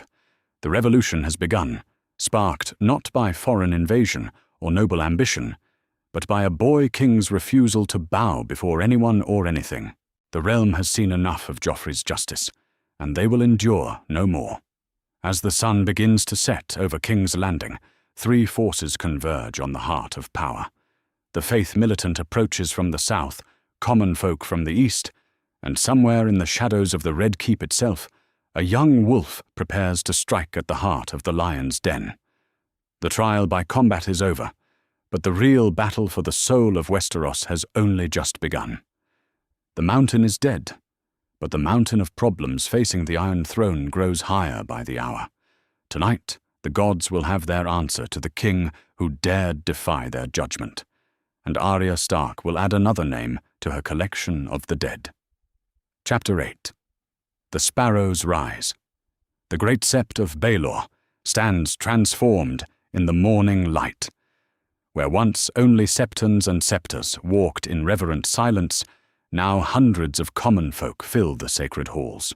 They come bearing rough-spun clothes and calloused hands, their faces marked by years of toil and suffering.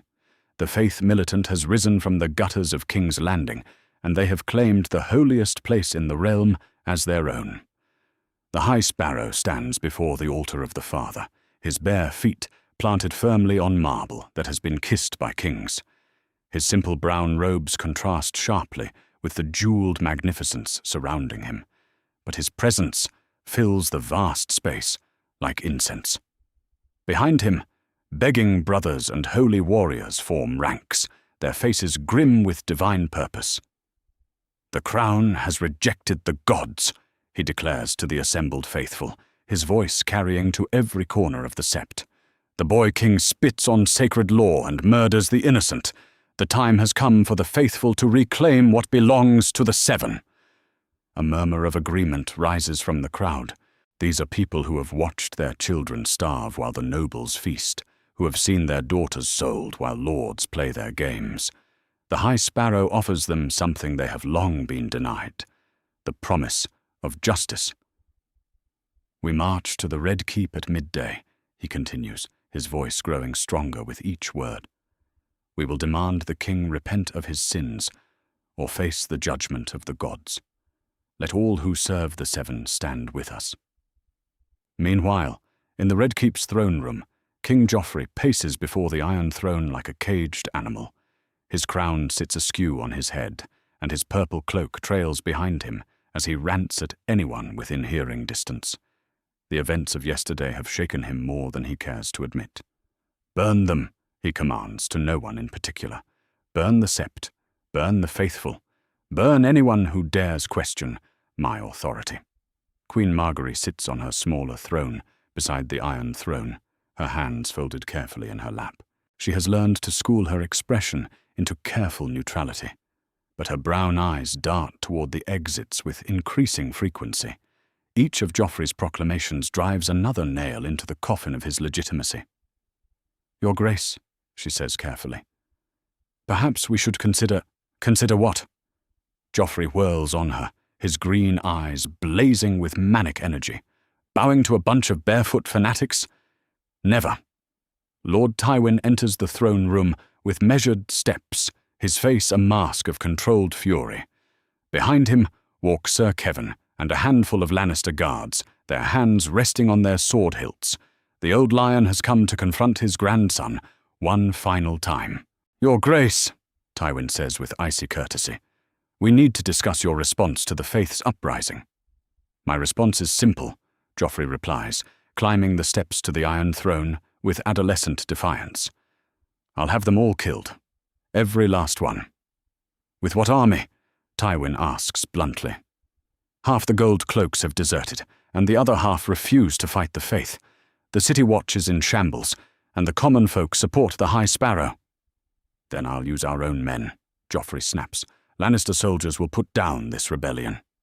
"Lannister soldiers serve me, not you," Tywin replies coldly, "and I will not order them to slaughter innocents in the name of preserving your wounded pride." The confrontation hangs in the air like a blade ready to fall. Grandfather and grandson stare at each other across the throne room, two lions deciding whether to tear each other apart. But before either can speak again, the bells of the Great Sept begin to toll once more. In the Godswood, far from the political chaos consuming the Red Keep, Sansa Stark kneels before the Heart Tree with desperate fervor. Her prayers have taken on new urgency as the realm tears itself apart around her. Beside her, Margaery Tyrell has shed her royal composure for something approaching genuine terror. "We have to leave," Margaery whispers, glancing around to ensure they are alone. "Tonight, before this gets worse." "Where can we go?" Sansa asks. "The city gates are watched. The harbour is controlled by the Crown. We're trapped." "My grandmother has a plan," Margaery reveals. "The Tyrell fleet waits in Blackwater Bay. We just need to reach the docks when the time is right." "And when will that be?" "When the Faith marches on the Red Keep," Margaery says grimly. "In the chaos, we can slip away unnoticed." Meanwhile, in the Tower of the Hand, Tyrion Lannister paces his solar with nervous energy. His trial by combat victory has freed him from chains, but not from danger. Every face he passes in the corridors carries suspicion or fear. He is a free man in a kingdom that no longer tolerates freedom. Bronn lounges in a chair nearby, his scarred face thoughtful as he cleans his fingernails with a dagger. "So what's the plan, my lord? Stay and fight, or run like hell?" "Running seems wise," Tyrion admits, pouring himself wine from a flagon on his desk. "But running to where? Every road leads through territory controlled by people who want me dead." "What about the wall?" Podrick suggests from his position by the window. The young squire has aged years in the past few days. Jon Snow is there. He might offer protection. The wall, Tyrion muses, a fitting place for a man with nowhere else to go. A commotion in the courtyard below draws Pod's attention. Through the window they can see the Faith militant approaching the Red Keep's gates in organized columns. The High Sparrow walks at their head, his simple robes stark against the martial display surrounding him. "They're here," Pod reports. "Hundreds of them, maybe thousands." "Time to go," Bronn says, rising from his chair with fluid grace. "Unless you want to explain to the High Sparrow why you're a kinslayer and regicide." "I'm innocent of those charges," Tyrion protests weakly. "Try telling that to an angry mob," Bronn replies. "They're not known for careful deliberation." As the three men gather their meager belongings, none notice the small figure watching from the shadows of the servants' passages. Arya Stark has been tracking her next target for days, learning his routines and identifying his vulnerabilities. The chaos of the Faith's uprising provides the perfect cover for her work. Meanwhile, in his solar high in the Tower of the Hand, Lord Tywin Lannister stares out at the approaching mob with calculating eyes. The High Sparrow's movement represents everything he despises, the common folk rising above their station, challenging the natural order of things. But he also recognizes a force that cannot be easily dismissed or destroyed. "Sir Kevan," he says to his brother, who stands beside him watching the spectacle, "send word to Sir Jaime. Tell him to prepare the remaining loyal guards for siege. This will not end with words." "Brother," Kevan says hesitantly, "perhaps it's time to consider alternatives. The boy has become impossible to control." "I will not abandon the Lannister name to a pack of religious zealots," Tywin replies firmly. "We have weathered worse storms than this." "Have we?" Kevan asks. "Cersei is dead, Tyrion is marked for death by half the realm, and Joffrey has driven away every ally we ever had. What exactly are we fighting to preserve?" The question hangs between them as the crowd below grows larger and more restless. For the first time in his long life, Tywin Lannister faces a problem that cannot be solved with gold or steel or political maneuvering. The realm itself has turned against his family, and the tide may be too strong to resist. In the throne room, the confrontation between the High Sparrow and King Joffrey reaches its climax. The leader of the Faith has entered the Red Keep with a small delegation, walking past the nervous guards who dare not arrest a holy man. Now he stands before the Iron Throne, his bare feet planted on stone worn smooth by centuries of supplicants. "Your Grace," the High Sparrow says, with simple dignity, "I come to offer you one final chance at redemption. Confess your sins before the Seven, accept their judgment, and rule as a righteous king should." "I am the king!" Joffrey shrieks from atop his throne of swords. "I don't bow to anyone, especially not to some barefoot beggar who thinks he speaks for the gods." "The gods speak for themselves," the High Sparrow replies calmly. "In the hearts of the faithful, in the cries of the oppressed, in the silence of the innocent dead. You have heard their voice, Your Grace. Will you heed it?" "Guards!" Joffrey screams. "Arrest this traitor!" But no guards move. They stand frozen between conflicting loyalties, unwilling to lay hands on a holy man, but afraid to disobey their king. The moment stretches like a bowstring before the high sparrow speaks again. "Then you have chosen your path," he says sadly. "May the gods have mercy on your soul, for your people will have none." As the high sparrow turns to leave, chaos erupts throughout the Red Keep. The faith militant surges through the gates, overwhelming the token resistance offered by the remaining guards. Servants flee through corridors, nobles barricade themselves in their chambers, and the very foundations of royal power crack under the strain. In the confusion, Arya Stark makes her move. She slips through passages she has memorized over days of patient observation, moving like a shadow toward the Tower of the Hand. The wolf has chosen her next target, and the lion will never see death coming. Lord Tywin Lannister stands at his window, watching his grandson's kingdom collapse in real time. He does not hear the door to his solar open behind him. He does not sense the small figure that approaches with silent steps, the most dangerous man in Westeros, undone by a child with a blade and a list of names. "Lord Tywin," Arya says softly, and the old man turns just in time to see Needle's point pierce his heart. He falls without a sound, the architect of so much pain and suffering, brought down by the vengeance he helped create. As his blood pools on the floor of his solar, the last pillar supporting House Lannister crumbles into dust. Outside, the bells of the Great Sept continue to toll, calling the faithful to witness the end of an era. The High Sparrow's revolution has begun, and the old order dies with every toll of the bell. The wolf has struck again, and this time, even the lions must acknowledge that the Game of Thrones has found a new player. One who plays not for power or glory, but for something far more dangerous: justice. Chapter 9. The lion's death ravens take flight from the Red Keep's tower as dawn breaks over King's Landing. Black wings carry word across Westeros that will shake the realm to its foundations. Lord Tywin Lannister is dead, struck down in his own solar by an assassin's blade. The architect of Lannister power, the man who restored his family's fortunes through cunning and ruthless ambition, has fallen to a child with a sword. In Winterfell, Robb Stark reads the message with grim satisfaction. The young wolf sits in his father's chair, surrounded by his bannermen and advisors. The letter trembles slightly in his hands as he absorbs the implications of what his sister has accomplished. "Tywin Lannister is dead," he announces to the assembled lords, "killed by Arya in the heart of the Red Keep itself." A cheer goes up from the northern lords, but Robb raises his hand for silence. "This changes everything. With Tywin gone, their armies will be in chaos. We march south immediately." Meanwhile, on Dragonstone, Stannis Baratheon stands before the painted table in his war room.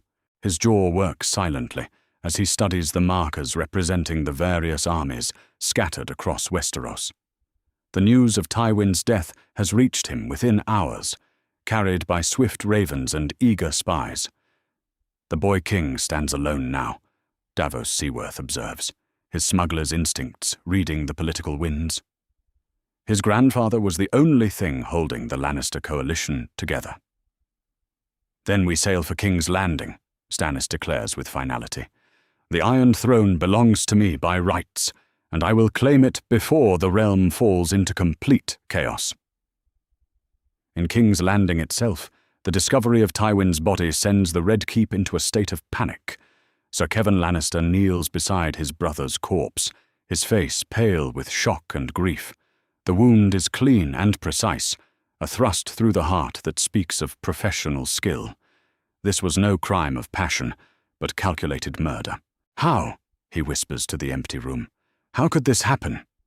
The answer comes in the form of blood-stained serving clothes found hidden in a storage closet, and testimony from guards who speak of a young servant seen near the Tower of the Hand.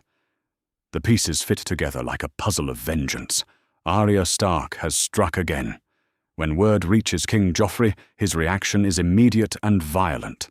The boy king screams his rage in the throne room, his voice echoing off stone walls stained with the blood of innocents.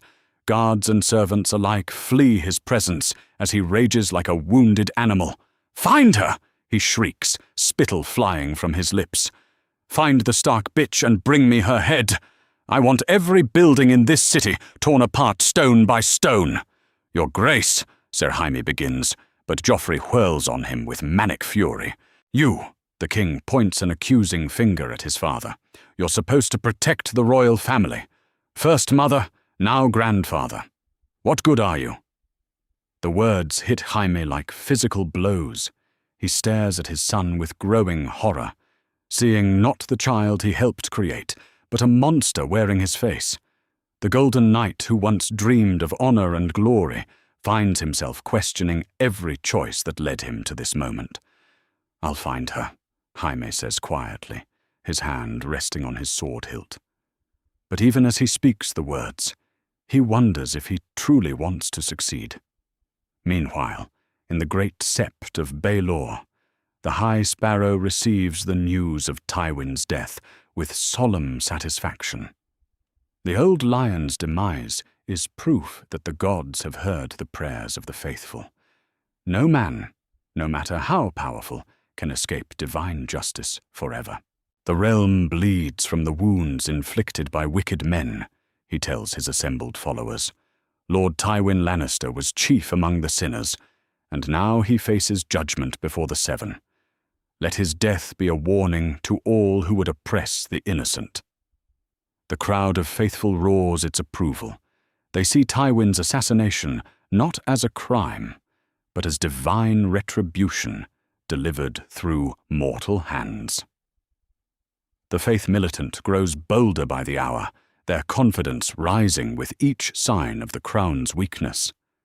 In the Tower of the Hand, now eerily quiet without its master's presence, Tyrion Lannister surveys the wreckage of his family's power.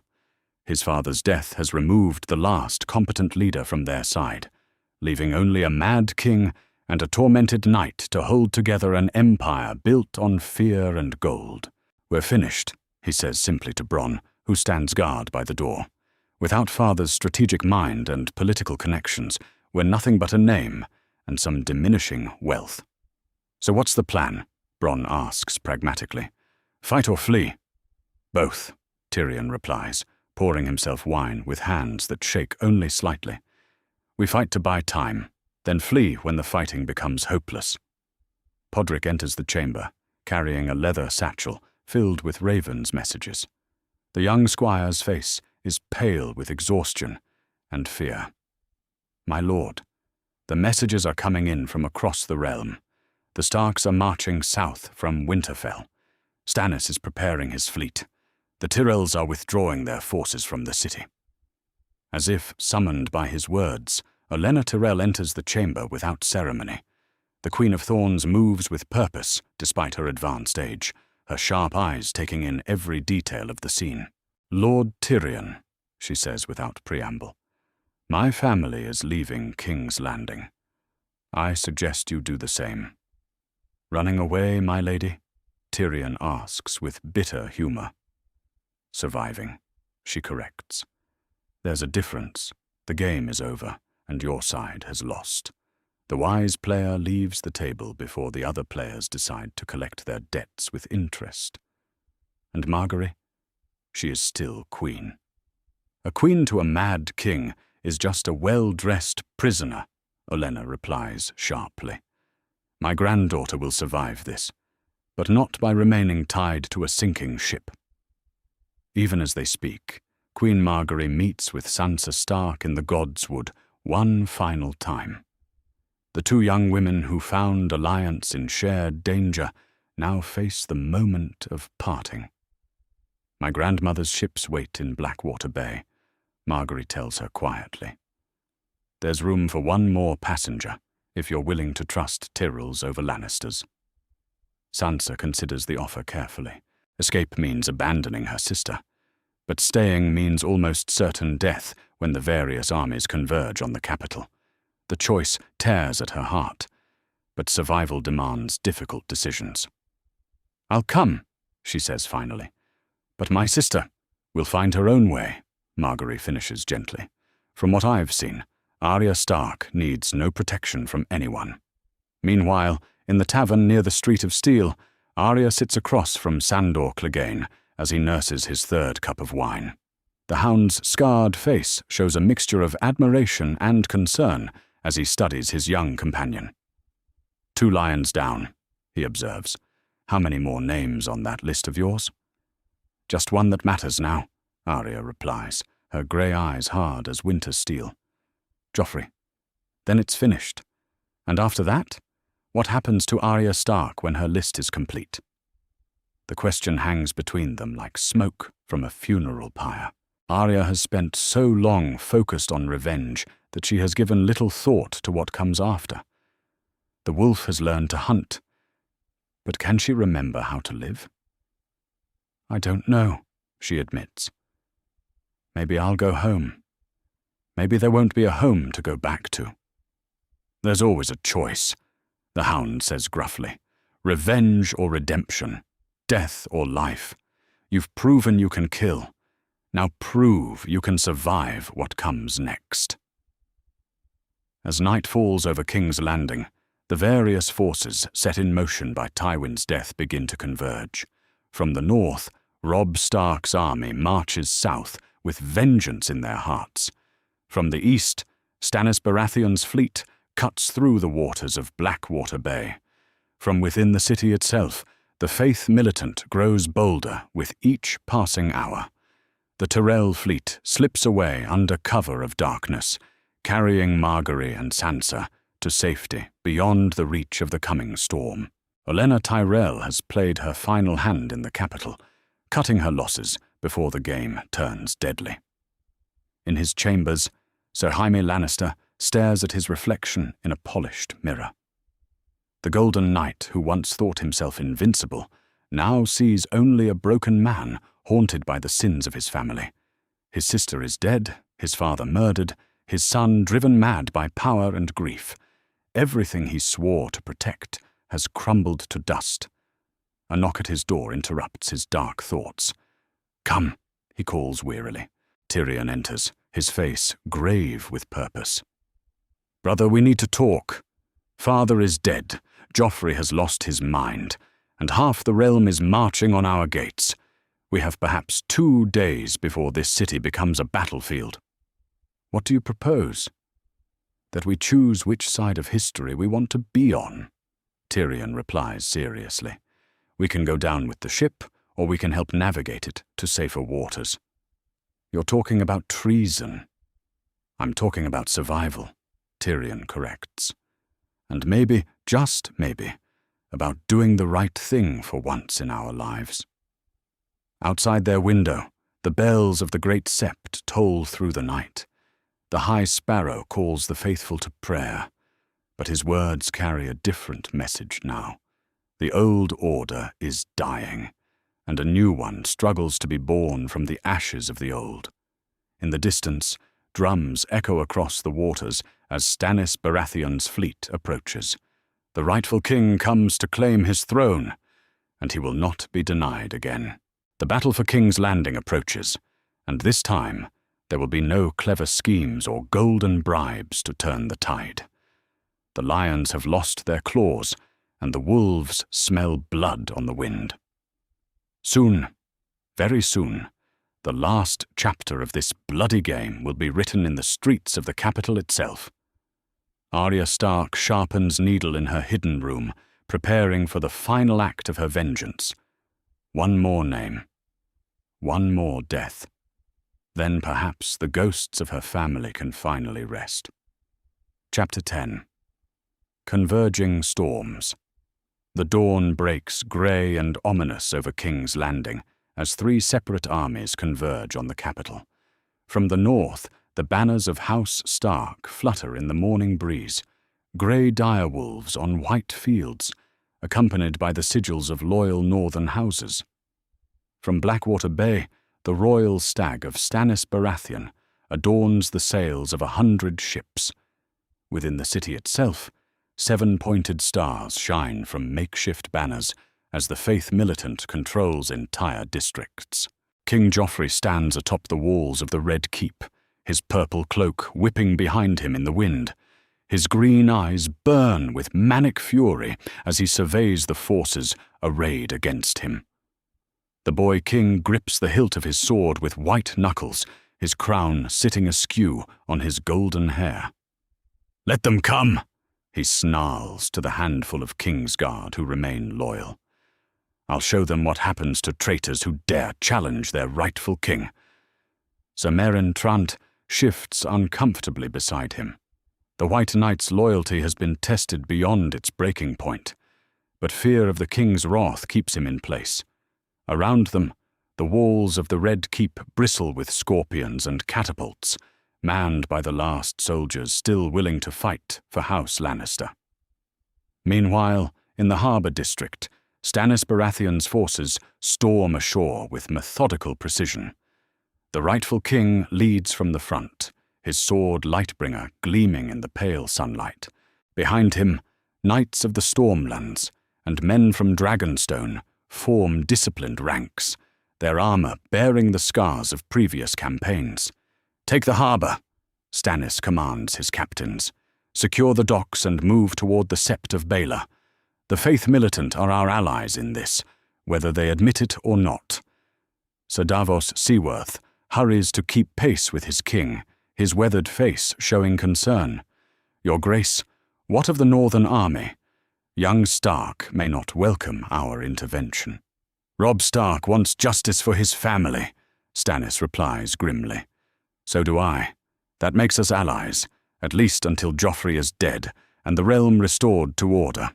At the northern gates of the city, the young wolf sits atop his destrier as his army spreads across the fields before King's Landing. Robb Stark has aged in the months since his father's death, his face harder and his eyes colder. Around him, the lords of the North prepare for the battle that will decide their rebellion's fate. "Grey Wind," he murmurs to the direwolf that pads beside his horse. "Can you smell her? Is Arya truly in there?" The great wolf's ears prick forward, his yellow eyes fixed on the city walls. A low growl rumbles in his throat, whether of anticipation or warning, only the wolf knows. "My lord!" Great Jon Umber rumbles from beside him, his massive frame encased in steel. "The men are ready. Give the word, and we'll tear down those walls stone by stone." "Not yet," Robb replies, his voice carrying the weight of command. "We wait for the signal from within. My sister has work to finish first." Within the city, chaos reigns in the streets as three different forces clash for control.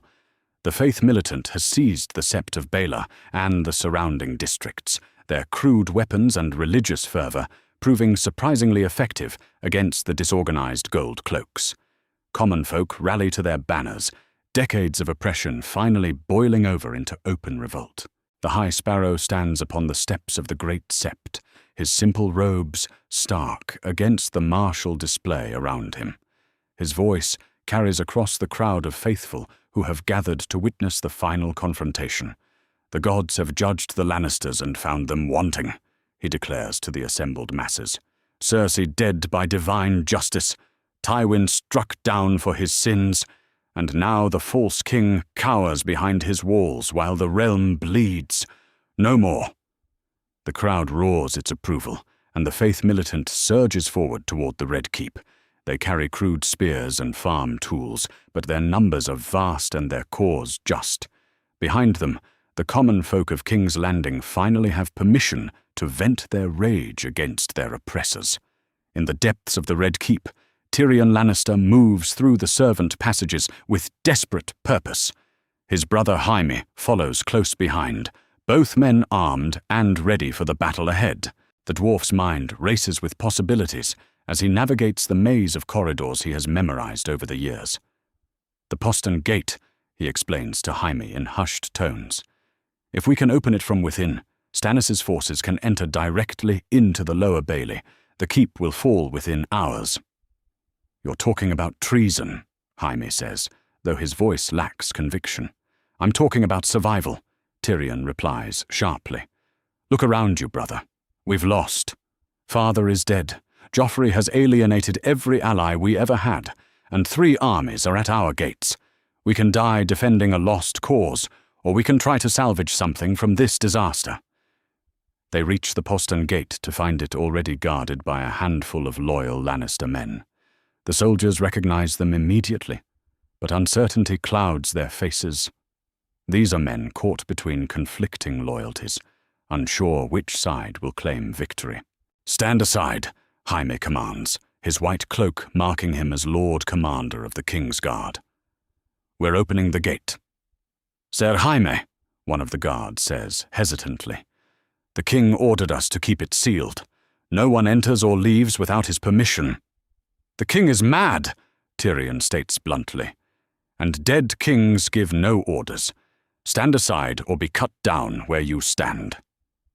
The guards look between the brothers, weighing their options. Finally, their captain nods slowly. "Aye, my lord. The king is mad. Open the gate." Meanwhile, in the throne room, King Joffrey holds court with the handful of nobles who remain trapped within the Red Keep. His ravings echo off the stone walls as he paces before the Iron Throne, sword in hand and madness in his eyes. "They think they can take my throne," he shrieks to his captive audience, "but I'll burn the whole city before I let them have it. Bring me wildfire. Burn them all." Queen Cersei's empty chair sits beside the Iron Throne, a constant reminder of all Joffrey has lost. The absence of his mother's guiding hand has removed the last restraint on his worst impulses. Without Tywin's strategic mind and Cersei's protective instincts, the Boy King has devolved into pure destructive fury. From the shadows of the gallery above, 2 figures watch and wait. Arya Stark and Sandor Clegane have infiltrated the throne room, using passages known only to those who have lived within these walls. The Wolf and the Hound, unlikely allies bound by their shared understanding of violence and justice. "Remember what we discussed," the Hound murmurs to Arya. "You get 1 chance at this. Make it count." Arya nods silently, her hand resting on Needle's hilt. The last name on her list sits upon the throne below, surrounded by guards but isolated by his own madness. Soon, very soon, she will complete the work she began with Cersei's death. Outside the Red Keep's walls, the sound of battle grows louder as Stannis' forces clash with the remaining Gold Cloaks. The harbour burns as ships engage in close combat, their crews boarding each other's vessels with sword and axe. Smoke rises from a dozen different fires throughout the city.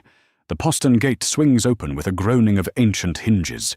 Stannis himself leads the charge through the narrow opening, his flaming sword cutting down any who dare oppose him.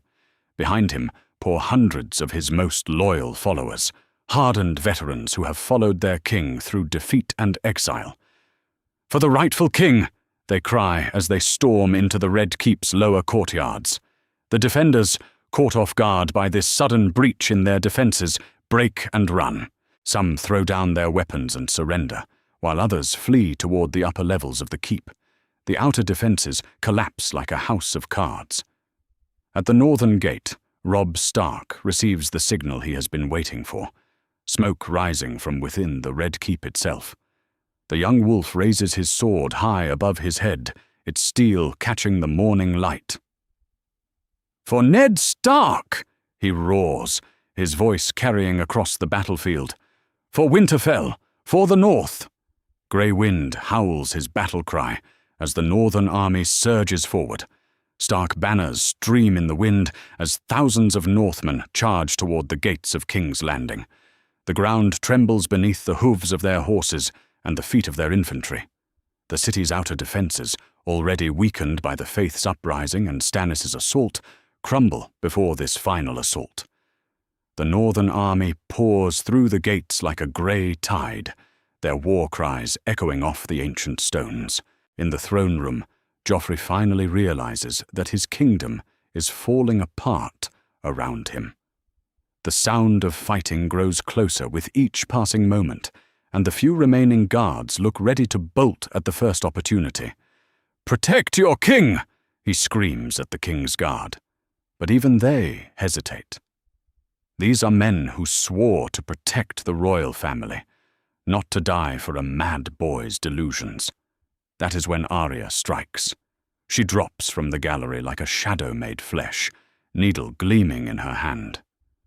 The young wolf has come to collect her final debt, and nothing will stop her now. The converging storms have finally met in the heart of the Red Keep. 3 armies, 3 causes, 3 different visions of justice, all focused on this single moment when a kingdom's fate will be decided by a girl with a sword and a list of names. The Game of Thrones approaches its bloody conclusion, and only the dead know who will sit upon the Iron Throne when the smoke clears. Chapter 11. The last king, steel, rings against steel in the corridors of the Red Keep.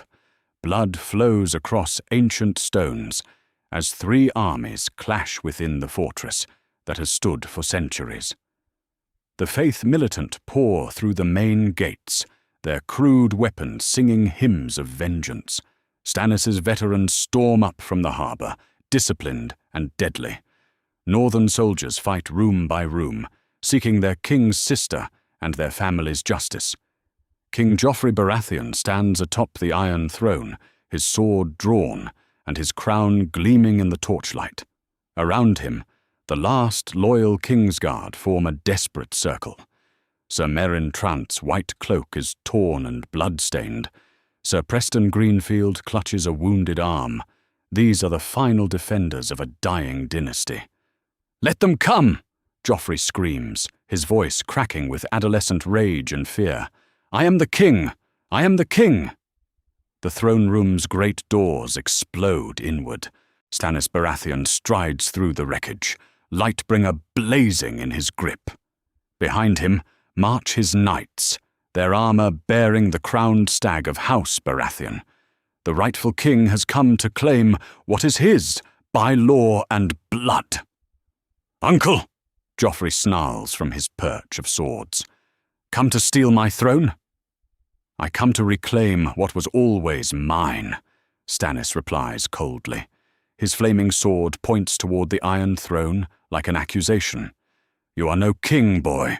You are a bastard born of incest, and your reign ends now." The Kingsguard charge down the throne room steps. Steel crashes against steel as the battle is joined in earnest. Sir Meryn Trant duels with Sir Richard Horpe, their swords weaving patterns of death in the torchlight. Sir Preston Greenfield falls to 3 Baratheon knights, his blood pooling on the steps of the Iron Throne. Meanwhile, from the servants' entrance, another force enters the fray. The faith militant burst into the throne room, led by begging brothers wielding warhammers, blessed by the High Septon. They see the battle raging and join with righteous fury.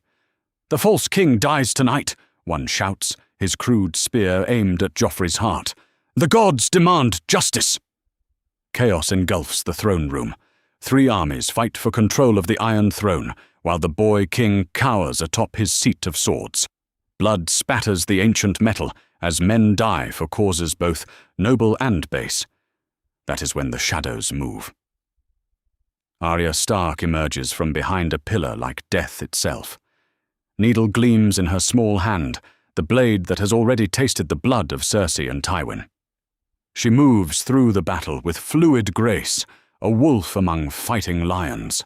The hound follows close behind, his massive sword carving a path through the chaos. Sandor Clegane has killed knights and criminals, lords and peasants, but tonight he fights for something different. Tonight he fights for justice. "The Stark girl!" Joffrey shrieks when he sees Arya approaching. His green eyes widen with recognition and terror. "Kill her! Kill her now!" But his remaining guards are locked in desperate combat with Stannis' men. The faith militant press forward from the other side. The throne room has become a killing ground, and there is no safety to be found anywhere. Arya leaps onto the steps of the Iron Throne. Her grey eyes lock with Joffrey's green ones, predator and prey finally face to face. The boy king scrambles backward against the twisted metal, his crown falling from his head to clatter on the stone floor. "Arya Stark," he whispers, his voice barely audible above the clash of battle. "You're supposed to be dead." "So were you," she replies, raising needle between them. "After tonight, one of us will be—" Joffrey draws his sword with shaking hands. The blade is finely made, gilt and jeweled like a toy for a privileged child. But steel is steel, and even a coward can kill if cornered. "I am the king!" he screams, swinging wildly at her head. Arya ducks beneath the blow and steps inside his guard. Needle flicks out like a serpent's tongue, opening a line across his cheek. First blood to the wolf. Joffrey stumbles backward, his hand flying to his wounded face. The sight of his own blood seems to drive him to even greater fury. He attacks with desperate strength, his sword cutting air where Arya's head had been a heartbeat before. She moves like water around his clumsy strikes.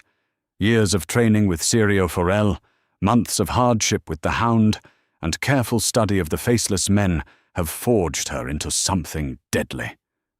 She is no longer the frightened girl who fled King's Landing years ago. "You killed my father," she says between his wild swings. "You killed Lady. You tortured innocent people for your amusement." "They deserved it," Joffrey pants, his golden hair plastered to his skull with sweat. "All of them. Traitors and rebels, everyone." Needle finds his sword arm, opening a gash that makes him cry out in pain. His grip weakens, and his next attack lacks conviction. The wolf circles the wounded lion, patient and deadly. Around them, the battle rages with undiminished fury. Stannis cuts down the last Kingsguard with clinical precision. The faith militant chant prayers as they fight, calling upon the Seven to witness this moment of divine justice. But all of it fades into background noise as Arya focuses on her final target. "My father was a good man," she says, her voice steady despite the chaos. "He tried to save this kingdom from you and your mother. This is his justice." She lunges forward with the speed of a striking snake. Needle punches through Joffrey's elaborate doublet and finds his heart with surgical precision. The boy king's eyes widen in shock and pain as the steel pierces his chest. "But," he gasps, blood frothing on his lips, "I'm the king." "You were never the king," Arya replies coldly, twisting the blade. "You were just a monster wearing a crown." King Joffrey Baratheon, first of his name, dies as he lived. Small, cruel and despised. His body topples from the Iron Throne to land broken on the steps below. The last name on Arya's list has been crossed off forever. The throne room falls silent as the combatants realize what has happened. The boy king is dead, struck down not by army or assassin, but by a slip of a girl with her father's sense of justice and her own thirst for vengeance. Stannis Baratheon approaches the Iron Throne with measured steps. His flaming sword illuminates the twisted metal as he surveys the scene of carnage. Bodies lie scattered across the ancient stones, testament to the price of crowns and the cost of justice. "It is done," he says simply, his voice carrying to every corner of the throne room. "The usurper's line is ended. The realm will have peace." But Tyrion Lannister emerges from the chaos, his clothes torn and blood-stained from fighting through the corridors. Behind him walks his brother, Jaime, the former Kingsguard's white cloak replaced by simple mail and leather. "Peace?" Tyrion asks with bitter humor. "Look around you, Your Grace. We have torn the realm apart to reach this moment. Peace will not come easily." "Peace never does," Stannis replies grimly, "but justice has been served.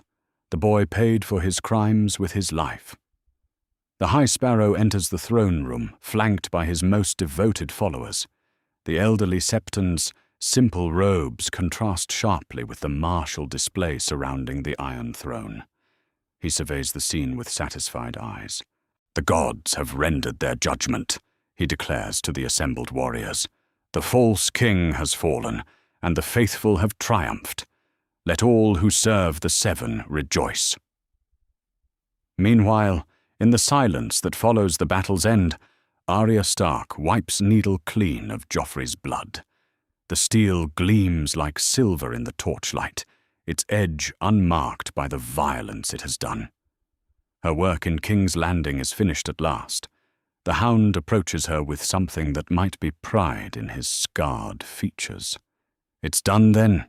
Your list is complete."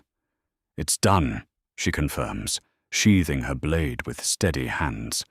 "But I don't know what comes next." "Next you live," he replies gruffly. "You've paid your debts and claimed your justice. Now you get to decide who Arya Stark becomes when the killing is over." From the shadows of the throne room, Robb Stark emerges with grey wind at his side. The young wolf's armor is battered and blood-stained from fighting through the Red Keep, but his eyes shine with fierce joy when he sees his sister, alive and whole. "Arya," he breathes, and suddenly she is running toward him. The girl who became a killer remembers how to be a sister, and they embrace among the bodies of their enemies. "It's over," she whispers against his shoulder. "They're all dead. All of them." "I know," he replies, his voice thick with emotion. "You did what I couldn't. You brought justice to our family." As brother and sister reunite in the shadow of the Iron Throne, the various factions begin to sort themselves out. Stannis claims his brother's crown by right of succession. The Faith Militant declares their holy war complete. The Northern Lords gather around their king and his sister, ready to return home after years of bitter conflict. But the Iron Throne sits empty, its twisted metal reflecting the torchlight like captured flames. The Game of Thrones continues, as it always has and always will. Kings rise and fall, but the struggle for power never truly ends. Joffrey Baratheon is dead, struck down by the justice he spent his short life avoiding. The realm will remember him, not as a king, but as a cautionary tale about the price of cruelty. And in the cold north, songs will be sung of the wolf girl who crossed the narrow sea to claim her vengeance with a blade called Needle. The last king has fallen, but the kingdom endures. What comes next will be decided by those wise enough to learn from the blood and folly that came before. Chapter 12. A New Dawn. The sun rises over King's Landing for the first time in years, without the shadow of a mad king darkening its light. The city still bears the scars of battle, burned buildings, blood-stained streets, and the lingering smell of smoke. But there is something different in the air, something that has been absent from the capital for too long. Hope. King Stannis Baratheon sits upon the Iron Throne, his stern face surveying the assembled lords and ladies who have gathered in the throne room. The twisted metal beneath him seems less threatening now, more like a chair than a weapon. The flaming sword Lightbringer rests across his knees, its divine fire dimmed to a gentle glow. "The realm has bled enough," Stannis declares to the court. "We will have peace, but it will be a just peace. The crimes of the past will not be repeated." Before the throne stands an unlikely collection of allies. Tyrion Lannister, pardoned for his supposed crimes and freed from the shadow of his family's sins, has accepted the role of Master of Coin. His sharp mind and understanding of the realm's finances make him invaluable to the new order. "Your Grace," Tyrion says, approaching the throne with documents in hand, "the crown's debts are substantial. But with proper management and the Tyrell gold, we can begin to rebuild." Stannis nods grimly. "Do what must be done. The realm requires stability above all else." The great doors of the throne room open to admit a delegation that draws every eye. Margaery Tyrell enters, flanked by her grandmother, Olenna, their return from exile, marking a new chapter in the Game of Thrones. Behind them walks Sansa Stark, her auburn hair catching the morning light as she moves with newfound confidence.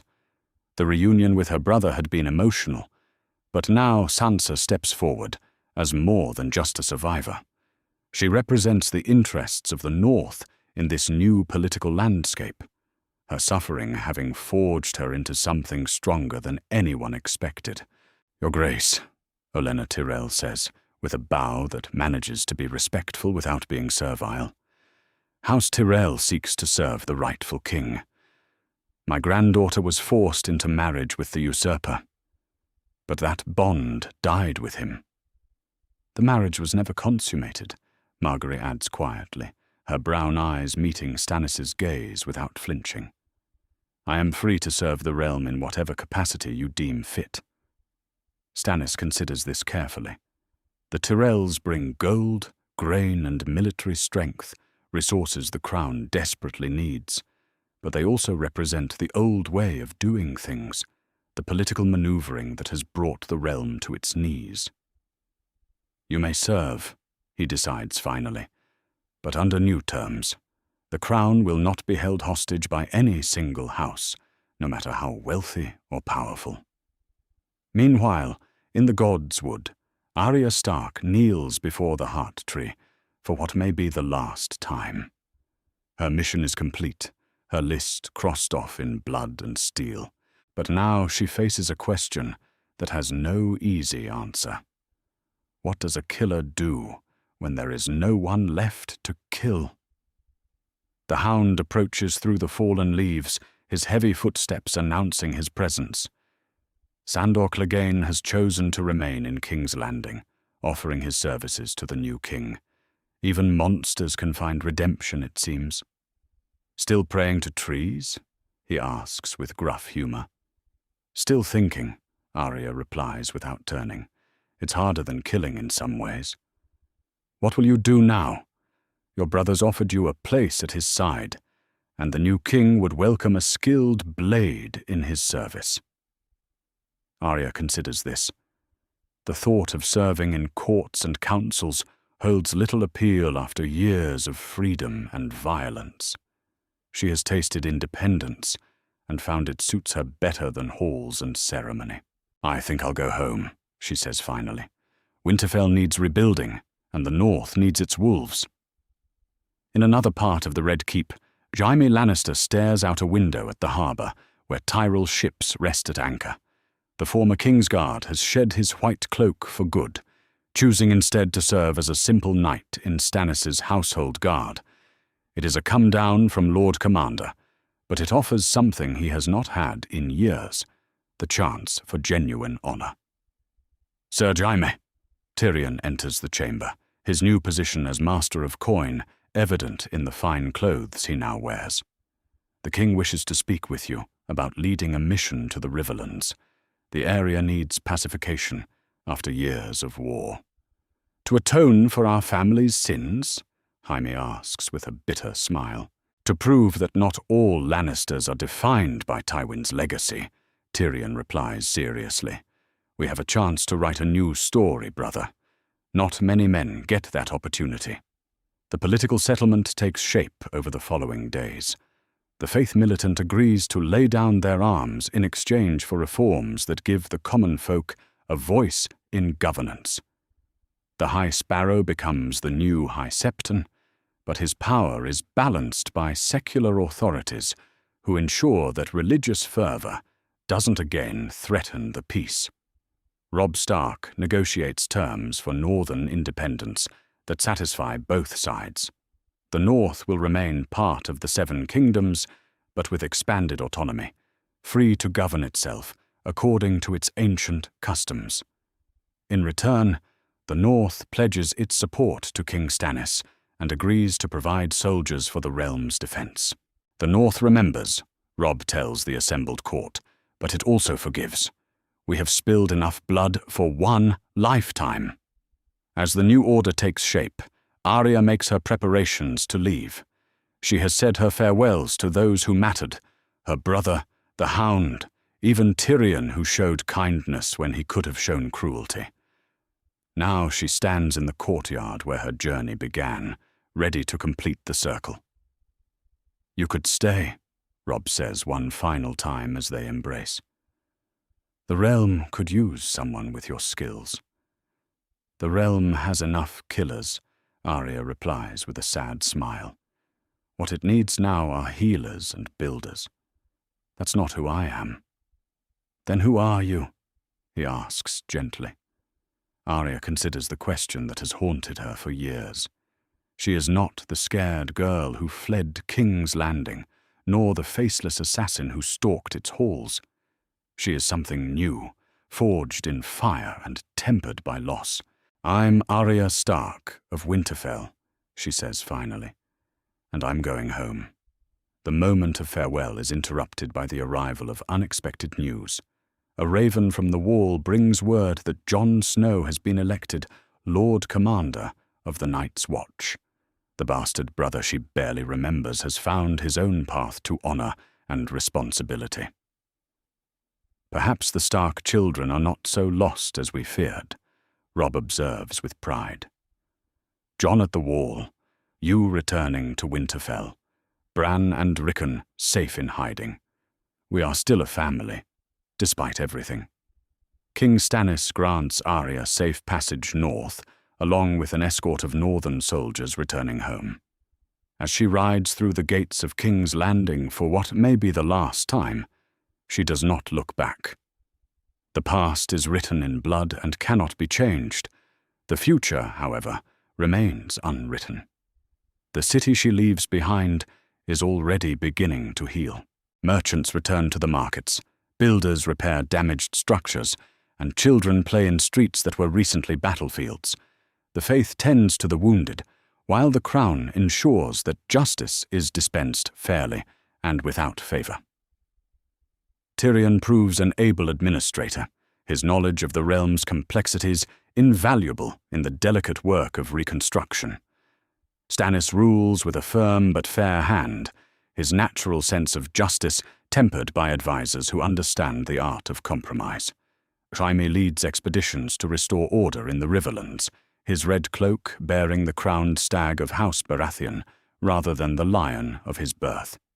Redemption is possible, even for those who have fallen furthest from grace. Margaery Tyrell finds new purpose as an advocate for the common folk, using her family's wealth to fund hospitals and schools throughout the realm. The rose has learned to bloom without thorns, its beauty serving life rather than ambition. Sansa Stark returns north with her sister, but as more than just another lord's daughter. She has learned the Game of Thrones and survived its deadliest players. The North will benefit from her hard-won wisdom in the years to come. As autumn turns to winter, King's Landing settles into a new rhythm. The Iron Throne no longer dominates the capital like a threat, but serves as a symbol of justice rather than oppression. The Game of Thrones continues, as it always will, but the rules have changed. In Winterfell, Arya Stark hangs needle above her childhood bed and tries to remember what it was like to be a girl rather than a weapon. The adjustment is difficult, but she has faced harder challenges. The North is healing, her family is recovering, and for the first time in years, the future holds promise rather than threat. The wolves have come home, and winter is finally giving way to spring. That's our theory. The Seven Kingdoms are a land filled with exciting stories and possibilities, and we love exploring them. If you want to accompany us on this journey across Westeros and beyond, then please like, share, and subscribe.